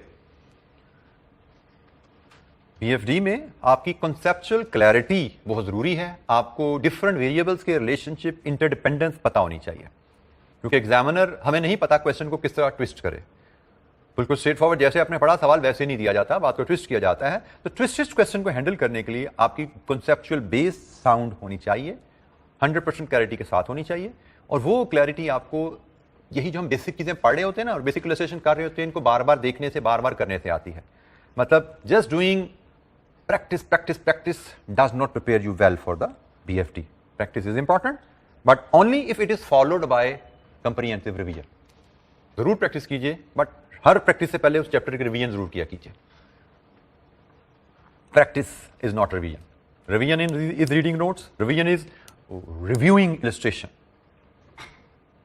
And practice mean attempting unseen question with the aim to develop required skills. And those skills are question reading, question comprehension, question planning, and then most importantly question execution with the assumption till completion of the question. ये चीजें आपने acquire करनी है, ये चीजें सीखनी है आपने प्रैक्टिस करते हुए, ना कि आपने सवाल के जवाब रटने हैं कि जैसे आपको ऐसा ही सवाल एग्जाम में आएगा. अच्छा जी, नेक्स्ट सेंसिटिविटी क्या है? सेलिंग प्राइस की सेंसिटिविटी. और हमने क्या पढ़ा? प्राइस की सेंसिटिविटी के लिए रेलेवेंट कैश फ्लो क्या है? रेवेन्यू. तो हमने कहा जी प्राइस के सेंसिटिविटी के लिए हमारी कैलकुलेशन बनेगी NPV divide with present value of revenue 1369800 into 100 2.34%, and this is price decrease. Inflow में कमी एनपीवी को नीचे लाएगी ना जीरो की तरफ. आउटफ्लो है तो आउटफ्लो में इजाफा एनपीवी को जीरो की तरफ लेकर जाएगा. ये भी इनफ्लो था, इनफ्लो में कमी. प्राइस भी इनफ्लो का बाइस बनता है, इनफ्लो में कमी. This is the change in price. 2.34% drop in price will bring NPV to zero. हमें यहां पे प्राइस गिवन नहीं थी, लिहाजा से गिवन होती तो हम उसको भी कैलकुलेट करके बता सकते थे. आगे चलेंगे, अभी मिलेगी हमें, बाकी चीजें भी मिलनी है आहिस्ता आहिस्ता. 4 unit variable cost. Variable cost की sensitivity NPV over present value of variable cost. तो वेरिएबल कॉस्ट की प्रेजेंट वैल्यू हमारे पास है 799050. ये क्या आई? 4.05%. एंड कॉस्ट की सेंसिटिविटी सॉरी 01 जी. कॉस्ट की sensitivity, this is the increase और डिक्रीज. कॉस्ट में इजाफा will bring NPV down to zero. ठीक है, तो ये इजाफा है कॉस्ट में, जिससे एनपीवी जीरो हो जाएगी. 5 एनुअल फिक्स कॉस्ट. तो NPV over present value of fix cost over the life. तो fix cost over the life, उसकी प्रेजेंट वैल्यू ये आ रही है जी 91320. सॉरी 35.12. और इसमें ये है इंक्रीज. कॉस्ट है ना, कॉस्ट में इजाफा एनपीवी को नीचे लाएगा, जीरो पे लाएगा. तो फिक्स कॉस्ट में कितना इजाफा है जिससे एनपीवी जीरो हो जाएगी? 35.12 का इजाफा. हमारे अंदाजे में, हमारा अंदाजा था 40,000 पर एनम. हमारे अंदाजे से 35.12% फिक्स कॉस्ट ज्यादा भी हो जाएगी तो we can afford. This is the maximum increase that we can afford in fixed cost. And I repeat, this is the maximum increase in fixed cost that we afford on the assumption there is no change in other variable. Sensitivity analysis है ना, it's consider change in one variable at one time, assuming all other results will be the same as estimated. Number 6 क्या है जी? Volume. और volume के लिए हमने पढ़ा था contribution is the relevant cash flow. बिल्कुल ठीक हो गया जी. तो NPV over PV of contribution. अब पीवी ऑफ कंट्रीब्यूशन लेने के दो तरीके हैं जी. आप चाहें तो PV of revenue minus PV of variable cost कर दें, चाहें तो यहां से कंट्रीब्यूशन लेके इसको से मल्टीप्लाई कर दें, एक ही बात है. ठीक है, दोनों तरीकों से हमें पीवी ऑफ कंट्रीब्यूशन मिल जाता है. इसको नेट करें, ये भी पीवी ऑफ कंट्रीब्यूशन है. इसको नेट करके इससे मल्टीप्लाई कर दें, वो भी सेम है. तो हमारे पास जो डाटा अवेलेबल है मैं उसके हिसाब से चलता हूं. NPV of the project divided with PV of contribution. तो रेवेन्यू की पीवी 1369800 माइनस वेरिएबल कॉस्ट की पीवी 799050 इंटू 100.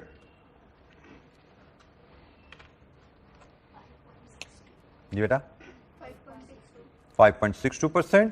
और कंट्रीब्यूशन में कमी से एनपीवी नीचे जाएगी ना, तो this is the maximum fall in the volume.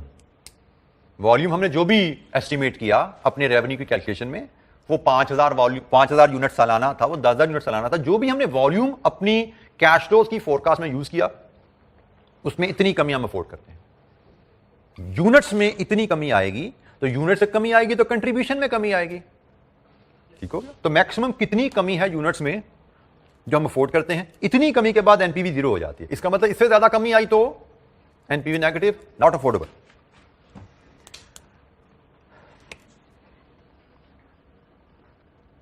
Ji any question, कोई सवाल? अच्छा जी, cost of capital. Cost of capital के लिए हमने कहा जी क्या करना है, हमें आईआरआर चाहिए. कॉस्ट ऑफ कैपिटल की सेंसिटिविटी के लिए हमें आईआरआर चाहिए. तो आईआरआर के लिए मैं दोबारा आपको यहीं पे ले आता हूं. जगह हमारे पास यहां बची पड़ी है, तो इसी के आगे हम एक 20% का कॉलम, 20% की पीवी और एनपीवी ले लेते हैं. तो जनाब डिस्काउंट फैक्टर लीजिए 20% का, पीवी लाइए इसकी और एनपीवी कैलकुलेट कर लीजिए इसकी. ये 20% पे एनपीवी कैलकुलेट कीजिए और फिर बताइए.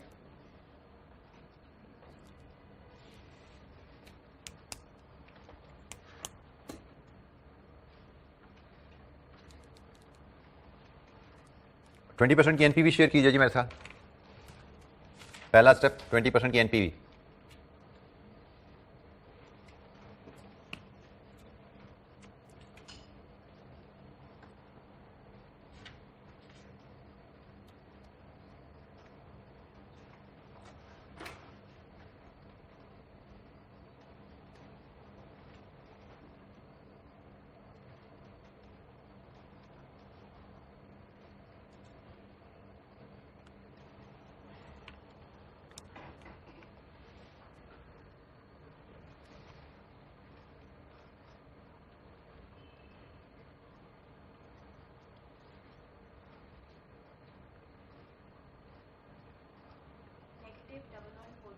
-11 420 -11,420।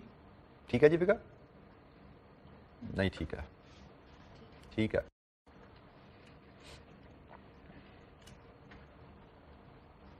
ठीक है बेटा, 11,420 नेगेटिव एनपीवी ठीक होगी। आईआरआर बताओ फिर क्या आती है? Lower interest rate plus NPV at lower interest rate over NPV at lower interest rate minus minus plus हो जाएगा NPV at higher interest rate into higher interest rate minus lower interest rate. तो क्या आई? IRR should be somewhere between 15 and 20.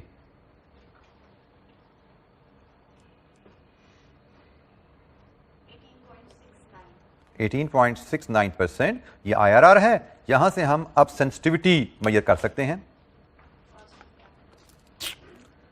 Sensitivity of cost of capital या cost of capital कहा या उसने cost of capital is 18.69 minus 15 it is 3.69%। तो cost of capital में हम इतना इजाफा अफोर्ड करते हैं। हमारी कॉस्ट ऑफ कैपिटल 18.69 पे चली जाए 15% से, मतलब 3.69 बढ़ जाए हमारे एस्टीमेट से, दिस व्हाट वी अफोर्ड। 18.69% से ज्यादा cost of capital is not affordable. 18.69% पे हमारी प्रोजेक्ट की एनपीवी 0 हो जाती है। इससे ऊपर कॉस्ट ऑफ कैपिटल गई तो एनपीवी नेगेटिव हो जाएगी।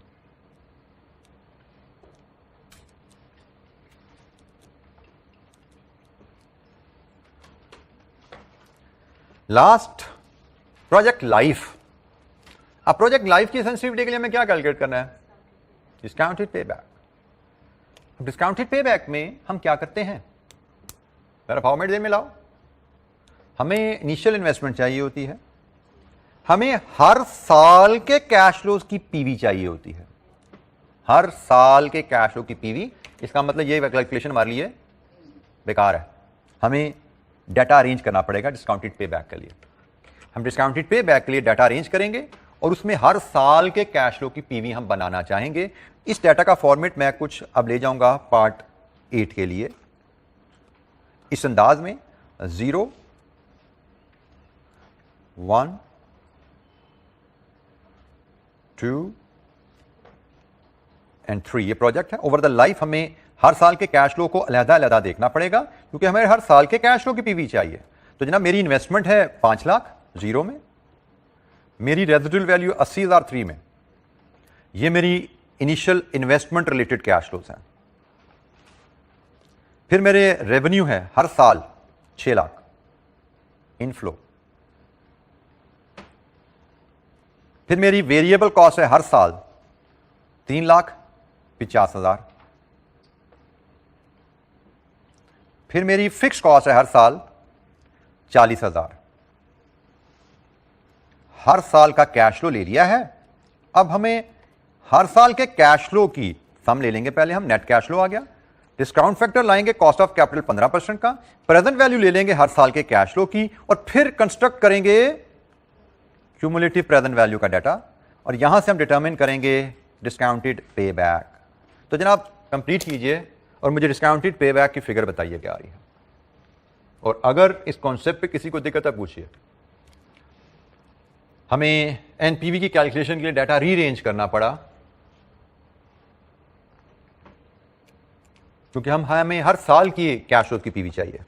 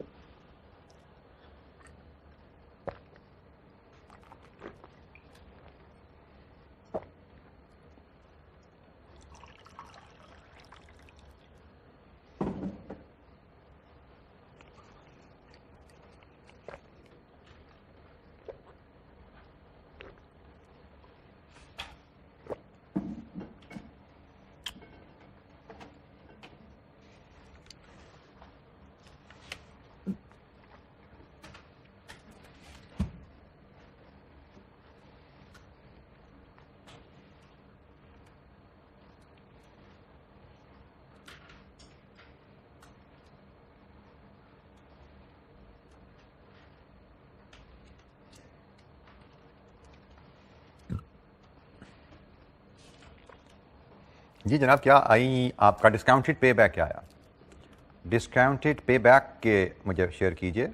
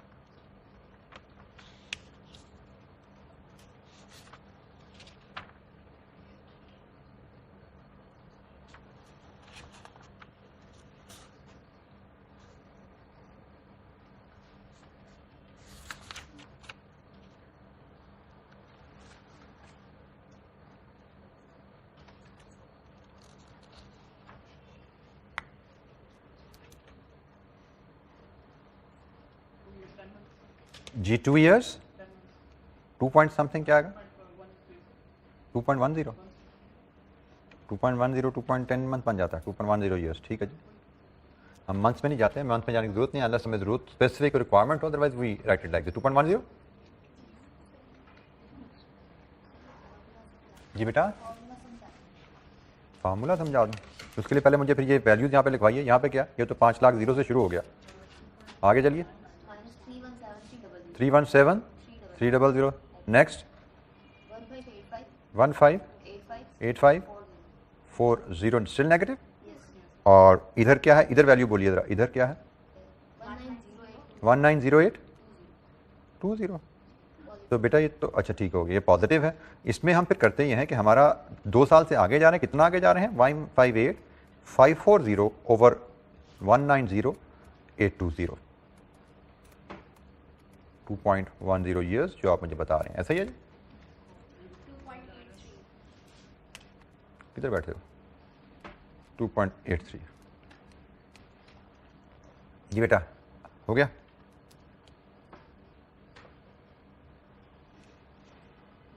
लास्ट ईयर में हमें टोटल इतना आ रहा है, हमें इतना चाहिए, तो इतना कितने पीरियड में आएगा?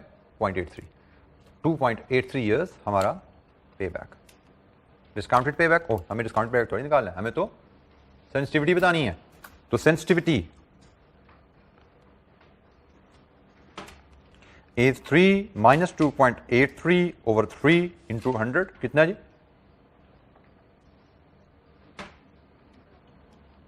सेंसिटिविटी ऑफ लाइफ जी 5.67%। और सेंसिटिविटी ऑफ लाइफ है, लाइफ में कमी एनपीवी को नीचे लाएगी। जितनी लाइफ कम होगी उतने कैश फ्लोज कम होते जाएंगे, ठीक है? लाइफ में कमी, हम अपने अंदाजे में लाइफ 3 साल में 5.67% की कमी अफोर्ड करते हैं। 3 ईयर से लाइफ 5.67% कम हो जाए तो प्रोजेक्ट की एनपीवी 0 हो जाती है। इससे और लाइफ ड्रॉप की हमारे अंदाजे के मुकाबले में तो प्रोजेक्ट फीजिबल नहीं रहेगा, नेगेटिव एनपीवी जोन में चले जाएगा। जी एनी क्वेश्चन, कोई सवाल?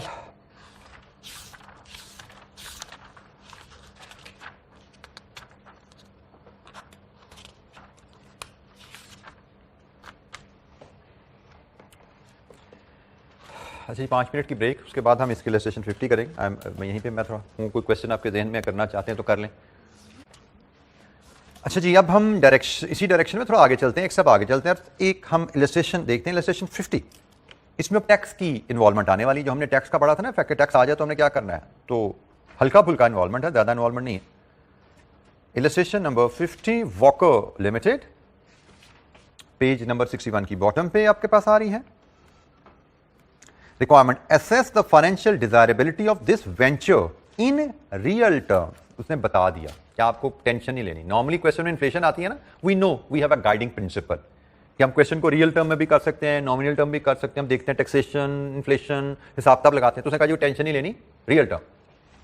Finding both the net present value and IRR to the nearest 1%। Requirement को केयरफुली पढ़िएगा, उसने एनपीवी भी निकालो और IRR भी निकालो, और IRS टू द नियरेस्ट 1% मतलब राउंड ऑफ कर देना परसेंटेज में, 10.2% ना निकालना, उसको 10 कर देना, ठीक है, राउंड ऑफ करना है। Offered by the project, assume no tax delay. तो ये तो हम पहला पार्ट है, पार्ट बी हम बाद में पढ़ते हैं, वो सेंसिटिविटी को रिलेट करता है। तो पार्ट ए के रेफरेंस से हम एनपीवी IRR के हिसाब से करते हैं। अब जैसे मैंने कहा था, नॉर्मली एक नॉर्मल इन्वेस्टमेंट अप्रेजल का क्वेश्चन है, 7 कंपोनेंट डाल दिया उसने, 4-5 नंबर का सेंसिटिविटी का, मे बी ये 15 नंबर का सवाल होगा, 10 नंबर का ये एनपीवी है, IRR है, और 4 या 5 नंबर की साथ सेंसिटिविटी अटैच कर दी उसने। इसलिए सेंसिटिविटी की अपेयर होने की एग्जाम में प्रोबेबिलिटी ज्यादा है। When we talk about 4 components जो हम पढ़े हैं, replacement decision, capital rationing, risk and uncertainty और लीजर बाय, आखिरी जो हमने कंपोनेंट पढ़ना है, इन चारों में सबसे ज्यादा लाइक्लीहुड इस कंपोनेंट की है, क्योंकि ये कंपोनेंट इन्वेस्टमेंट अप्रेजल के किसी भी क्वेश्चन के साथ अटैच हो जाता है आसानी से।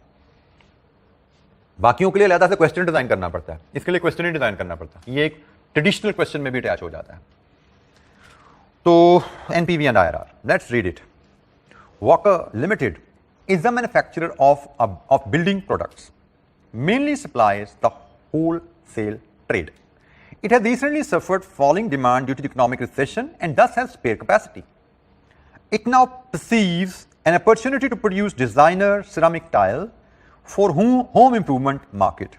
It has already paid 0.5 million for development expenditure, market research and feasibility study. ये feasibility study, market research, development हो चुकी है 5 लाख के खर्चे के साथ।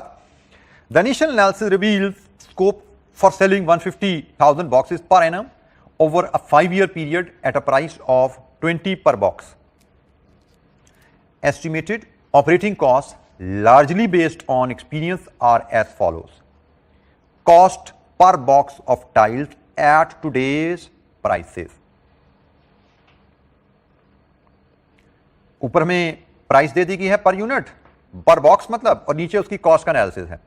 मटेरियल कॉस्ट 8 रुपए पर बॉक्स, लेबर कॉस्ट 2 रुपए पर box, variable overhead 1.5 rupees per box, fixed overhead allocated 1.5 पर बॉक्स। बाय द वे, यहां पे एलोकेटेड का वर्ड ना भी लिखा होता, फिक्स्ड कॉस्ट जब भी पर यूनिट दी गई है, it is understood. Fixed cost जब भी पर यूनिट आपको दी जाएगी, इट इज अंडरस्टूड, क्योंकि फिक्स कॉस्ट तो कभी पर यूनिट होती नहीं है ना। फिक्स कॉस्ट तो सालाना, माहाना, क्या होती है फिक्स कॉस्ट? बिल्डिंग का किराया, प्लांट की डेप्रिसिएशन, सैलरीज, तो वो सालाना या माहाना होती हैं। और जब भी फिक्स कॉस्ट पर यूनिट बताई गई है, तो आपको याद होना चाहिए, आपने कॉस्ट काउंटिंग में कहीं पढ़ा था ओवरहेड एब्जॉर्प्शन रेट का कॉन्सेप्ट। एब्जॉर्प्शन प्रोसेस के थ्रू पर यूनिट कॉस्ट बनाई जाती है। तो पर यूनिट कॉस्ट जब भी दी जा रही है, वो एब्जॉर्प्शन रेट है, वो एलोकेशन है, वो रिकवरी है, वो चार्ज है, वो जो सारी 5 टर्म पढ़ी थी ना, ये सारी उसके लिए एप्लीकेबल है। जब भी फिक्स कॉस्ट आपको पर यूनिट दी गई है, इस तरह का वर्ड बेशक ना भी लिखा हो, इट इज अंडरस्टूड, ये उन्हीं 5 में से एक नस्ल है, इररिलेवेंट है। रेलेवेंट के लिए हम इसको सिर्फ तब समझेंगे जैसे पिछले सवाल में था 40,000 पर एनम है, annual fixed cost will increase by 40,000, that is relevant. 40,000 absolute figure है, पर यूनिट फिक्स कॉस्ट कभी रेलेवेंट नहीं होती।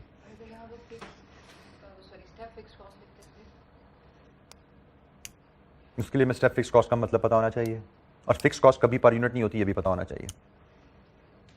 लेकिन जो स्टेप फिक्स कॉस्ट होता है वो अक्सर इस तरह it is never per unit, but is step fix cost. जो कि किसी एक्सपेंशन की वजह से स्टेप वाइज बढ़ता है। फॉर एग्जांपल, अगर एक बिल्डिंग है, हमने एक्सपेंशन की, हमें दूसरी बिल्डिंग की जरूरत पड़ गई, विल वी पे the rent per unit, per annum, per month. तो फिक्स कॉस्ट स्टेप में है या बगैर स्टेप के है, पर यूनिट पे नहीं होती, ठीक है। फिक्स कॉस्ट कभी भी पर यूनिट पे या इनकर नहीं होती। फिक्स कॉस्ट पर यूनिट जब भी दी जाएगी, अंडरस्टूड, इररिलेवेंट। एब्जॉर्ब्ड है, एलोकेटेड है, अपोर्शन्ड है, रिकवर्ड है, चार्ज है, उन्हीं में से कोई नाम इसको लगेगा, इंक्रीमेंटल या रेलेवेंट नहीं होगी।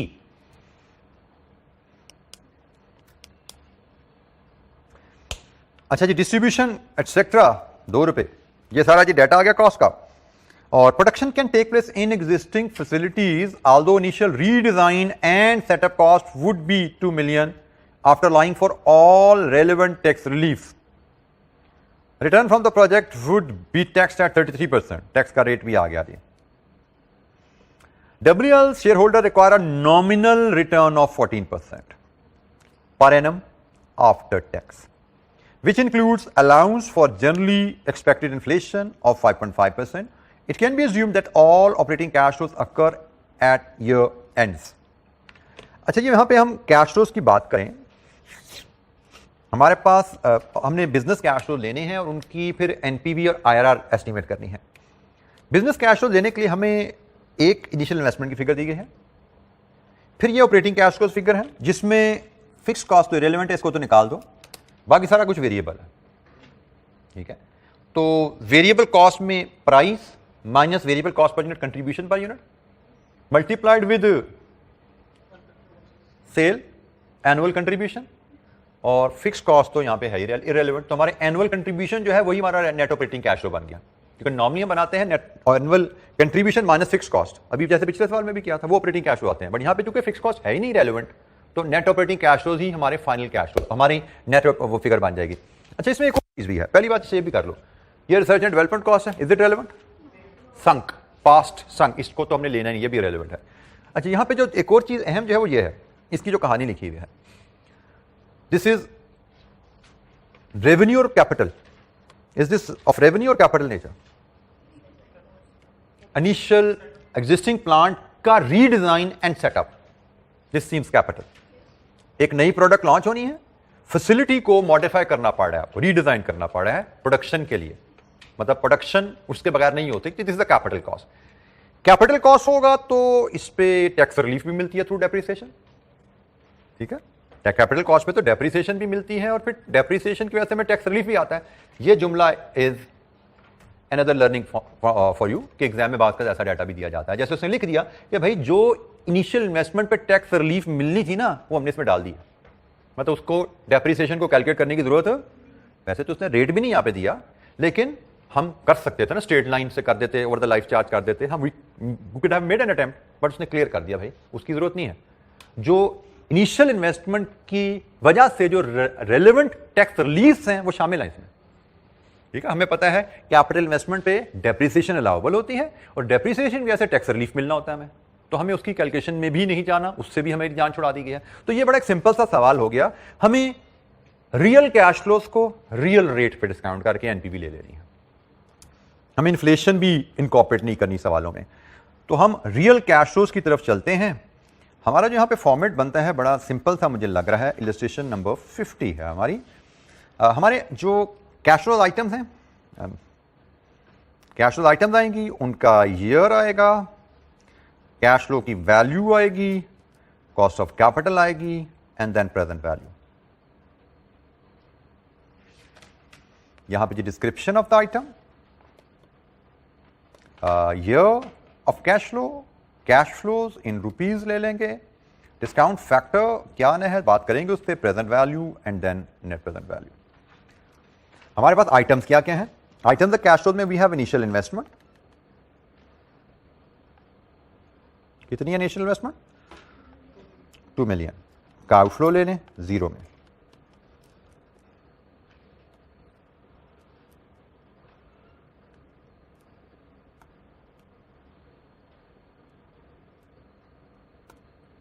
अच्छा जी। नेक्स्ट क्या है जी हमारे पास?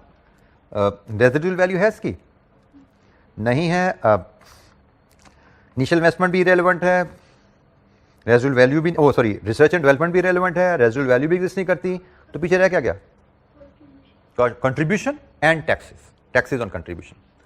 अच्छा जी, अब हम लाते हैं एनुअल कंट्रीब्यूशन की फिगर। लाइफ कितनी है प्रोजेक्ट की? 5 साल। 1 से लेके 5 साल तक हमें एनुअल कंट्रीब्यूशन आने हैं। हम एक छोटी सी वर्किंग से इसको ले आते हैं जी, वर्किंग मंथ है। वर्किंग मंथ से हम एनुअल कंट्रीब्यूशन लाते हैं। एनुअल कंट्रीब्यूशन भी contribution per unit which will be price minus variable cost 8, 2, 1.5 and 2, ये कंट्रीब्यूशन पर यूनिट है, इनटू 150,000। कितना बना जी कंट्रीब्यूशन सालाना? 975,000 and as we don't have to incorporate inflation will take it as annuity. ठीक है, हम इसको एनुइटी लेते हैं 975,000 पर एनम फॉर 5 ईयर्स। हमने रियल कैश फ्लो में लेना है ना, रियल कैश फ्लो का मतलब इसमें इन्फ्लेशन ऐड नहीं करनी, विदाउट इन्फ्लेशन सालाना सेम रहेगा जी, वो तो इन्फ्लेशन की वजह से बदलती है ना चीजें। अच्छा जी, अब जरा तवज्जो से देखिएगा, नॉर्मली हम एनुअल कंट्रीब्यूशन में से फिक्स कॉस्ट लेस करते हैं, नेट ऑपरेटिंग कैश फ्लोज आते हैं, फिर नेट ऑपरेटिंग कैश फ्लोज में से डेप्रिसिएशन लेस करते हैं, टैक्सेबल प्रॉफिट्स आते हैं और उस पर टैक्स कैलकुलेट होता है। अब ये एनुअल कंट्रीब्यूशन में से फिक्स कॉस्ट लेस करनी है तो फिक्स कॉस्ट जीरो, इसका मतलब this is equal to net operating cash flows. Net operating cash flows में से डेप्रिसिएशन लेस करनी है तो डेप्रिसिएशन भी यहां पे इग्नोर करनी है भाई, इसका मतलब यही हमारा प्रॉफिट बन गया फिर। ठीक है, हमें फ्लो याद होना चाहिए डाटा का कि एनुअल कंट्रीब्यूशन में से फिक्स कॉस्ट लेस होती है, नेट ऑपरेटिंग कैश फ्लोज आते हैं, नेट ऑपरेटिंग कैश फ्लोज में से टैक्स डेप्रिसिएशन लेस होती है, प्रॉफिट आता है। अब ना यहां पे फिक्स कॉस्ट है इस सवाल में, ना यहां पे डेप्रिसिएशन, तो इसका मतलब यही हमारा प्रॉफिट बन गया ना, तो इसी पे टैक्स कैलकुलेट कर लो। तो इसी पे टैक्स कैलकुलेट कर लो और टैक्स का रेट है 33%। टैक्सेस उसने कहा सेम ईयर में है, तो जनाब 30% के हिसाब से टैक्स कितना बनता है, टैक्स पेमेंट आएगी, कॉस्ट आएगी 321,750। अच्छा जी, अब हमें डिस्काउंट रेट चाहिए और वो हमें रेडीली अवेलेबल नहीं है, जो हमें अवेलेबल है वो नॉमिनल है, हमें तो रियल चाहिए। तो वर्किंग टू बनाते हैं, फिशर फार्मूला लाएंगे, हमें तो आर चाहिए, हमें तो एम गिवन है क्वेश्चन में, एम कितना है 14% और आई कितना है 5%, 5.5%। लीजिए जी, सॉल्व इट फॉर आर, ये हमारा रियल कॉस्ट ऑफ कैपिटल है जिसपे हमने प्रोजेक्ट की फिजिबिलिटी सेस करनी है।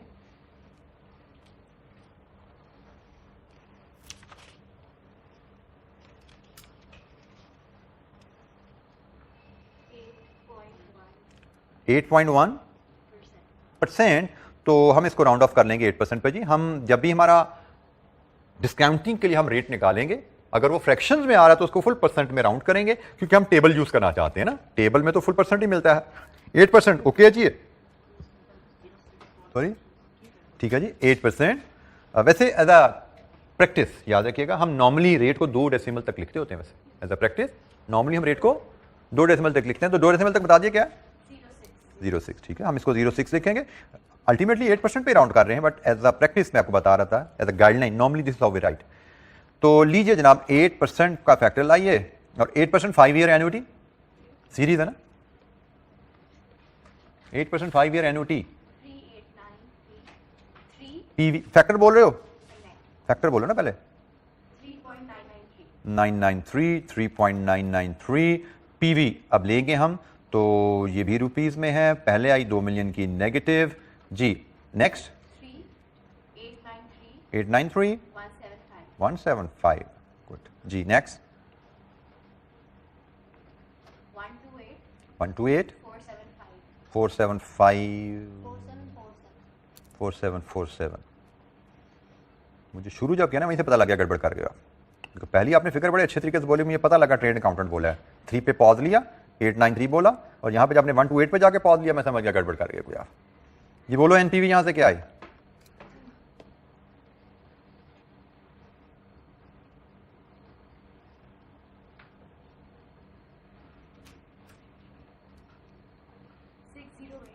$608,427 and it is positive. NPV 608,427 हमसे पूछा गया था यहाँ पे पार्ट ए में, एनपीवी और आईआरआर दोनों बताओ, तो हमने एनपीवी तो कर ली। Any question?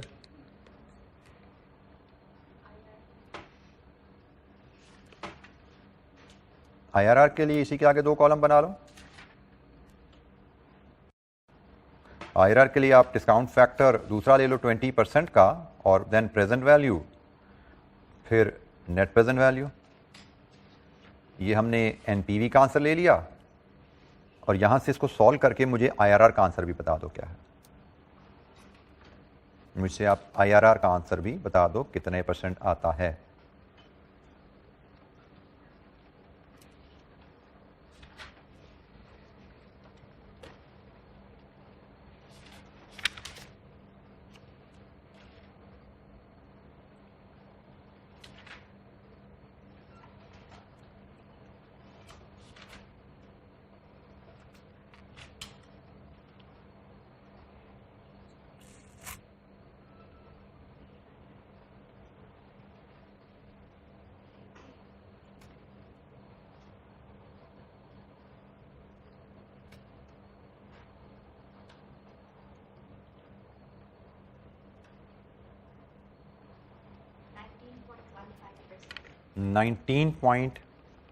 0.15%। तो हमसे कहा गया था assume financial assess the financial desirability of the venture in real term। तो हमारी जो फाइनेंशियल डिजायरेबिलिटी पे रिजल्ट्स आएंगे, we must write that as well. हमारा डिसीजन है कि एक पहला डिसीजन हम एनपीवी पे देंगे, एज एनपीवी इज पॉजिटिव, बल्कि हम इकट्ठा ही कर देते हैं, as NPV is positive and IRR of the project is greater than its real cost of capital of 8%।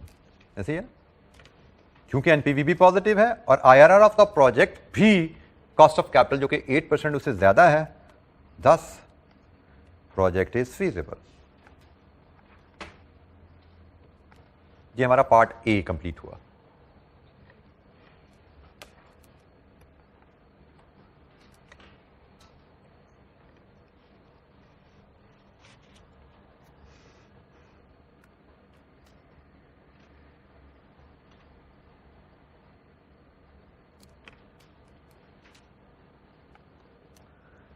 जी, यदि क्वेश्चन पार्ट ए में किसी स्टूडेंट का कोई डिसएग्रीमेंट, ये IRR पे सब एग्रीड है जी?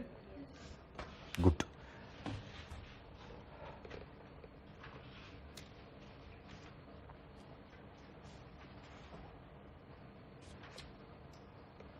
अच्छा, जब जरा पार्ट बी इसका देखते हैं, हमने पढ़ा भी नहीं था उस वक्त, अब पार्ट बी की बारी आ गई।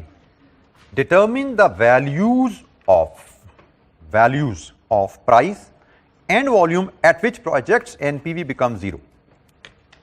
ये सेंसिटिविटी पूछने का एक डिफरेंट अंदाज है।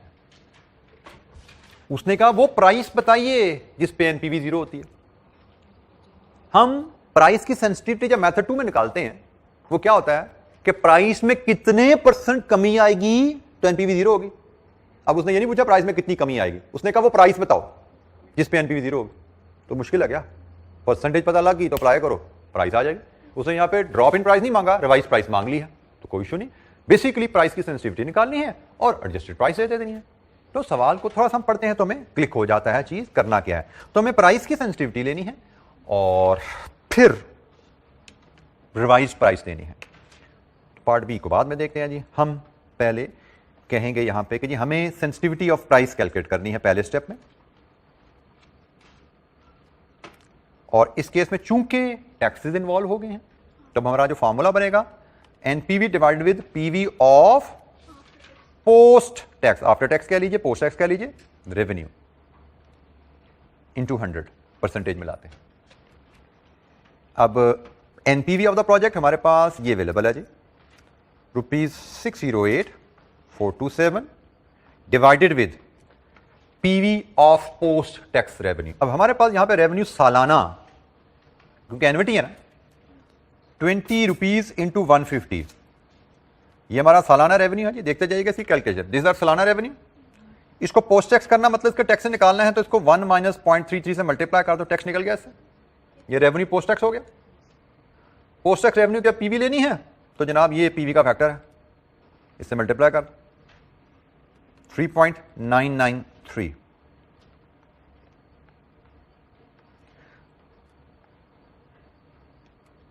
लीजिए जी कितनी आई सेंसिटिविटी ऑफ द प्राइस,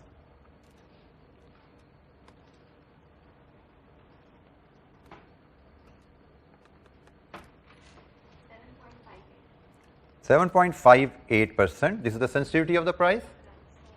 तो हमसे पूछा गया price at which NPV will be 0, तो price at which NPV will be 0 क्या है जी?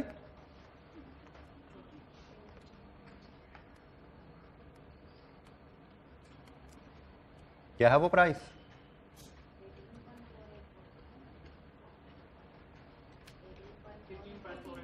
बिल्कुल ठीक है जी, 20 into 1 minus 0.0758, it is 18.48 rupees.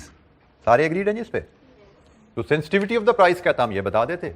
उसने कहा जी प्राइस जिस पे एनपीवी 0 होती है, तो वो ये प्राइस आ गया।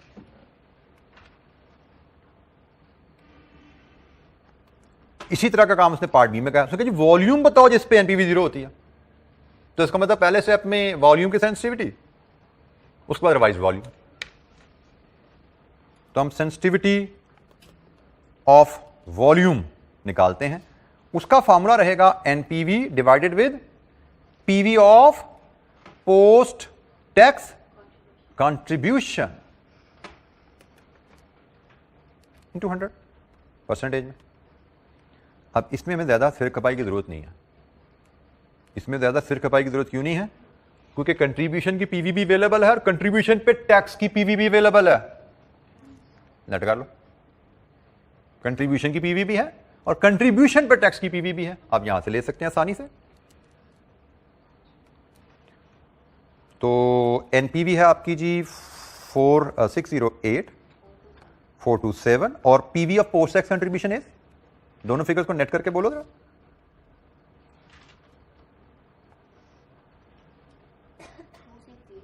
$260,8427 इंटू 100 क्या आई?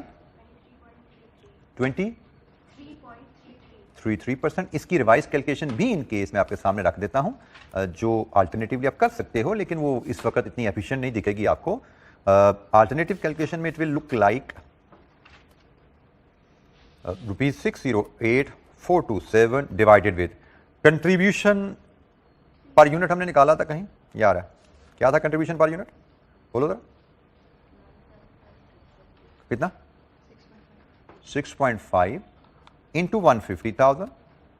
ये एनुअल कंट्रीब्यूशन है, इसको पोस्ट टैक्स करना है इंटू 1 माइनस 0.33, ये पोस्ट टैक्स कंट्रीब्यूशन हो गया। इसकी पीवी लेनी है इंटू 3.993।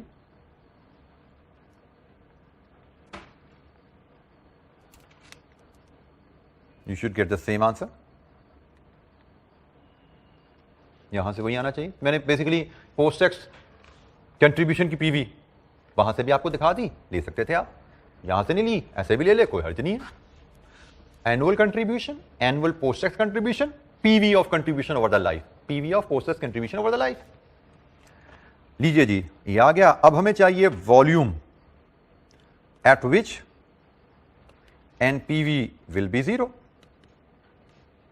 तो क्या होगा वो वॉल्यूम? 1,50,000 में से 23,000 या 3 निकालना है ना, ऐसे निकल गया 115,005 यूनिट्स। लीजिए जी, ये पार्ट बी का एक आंसर, ये था पार्ट बी का दूसरा आंसर। 23 के बाद फिर पॉइंट डाल दिया, बिल्कुल डाल दिया जी, गलती होगी। ये लीजिए जी, उड़ा दिया। ये जी हमारा पार्ट बी भी कंप्लीट हो गया। प्राइस जिस पे एनपीवी 0 होगी, वॉल्यूम जिस पे एनपीवी 0 होगा। जी कोई सवाल?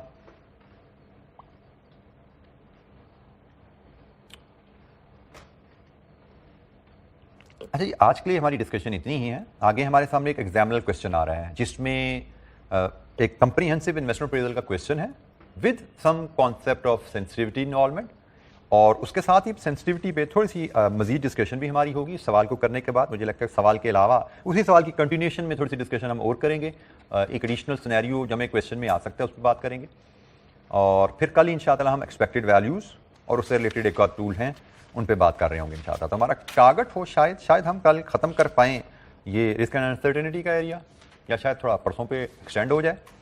तो कल नहीं तो मैक्सिमम परसों तक रिस्क अनसर्टेनिटी खत्म होगा, और परसों definitely will be discussing on last aspect of capital investment appraisal in this phase, क्योंकि कैपिटल इन्वेस्टमेंट अप्रेजल ने हमारी जान छोड़नी नहीं है। मैंने को बोला हमने इसको डिफरेंट फेज में पढ़ते जाना है। तो पहले फेज में हमारा जो खात्मे के करीब पहुंचेगा, जो लास्ट कंपोनेंट शुरू कर देंगे परसों, अगले एक आध लेक्चर में उसको कंक्लूड 1 से 2 लेक्चर मतलब नेक्स्ट वीक हम उसको कंक्लूड करके नेक्स्ट चैप्टर की तरफ मूव कर रहे होंगे। ठीक है जी, आज के लिए इतना ही। Thank you very much. अस्सलाम वालेकुम।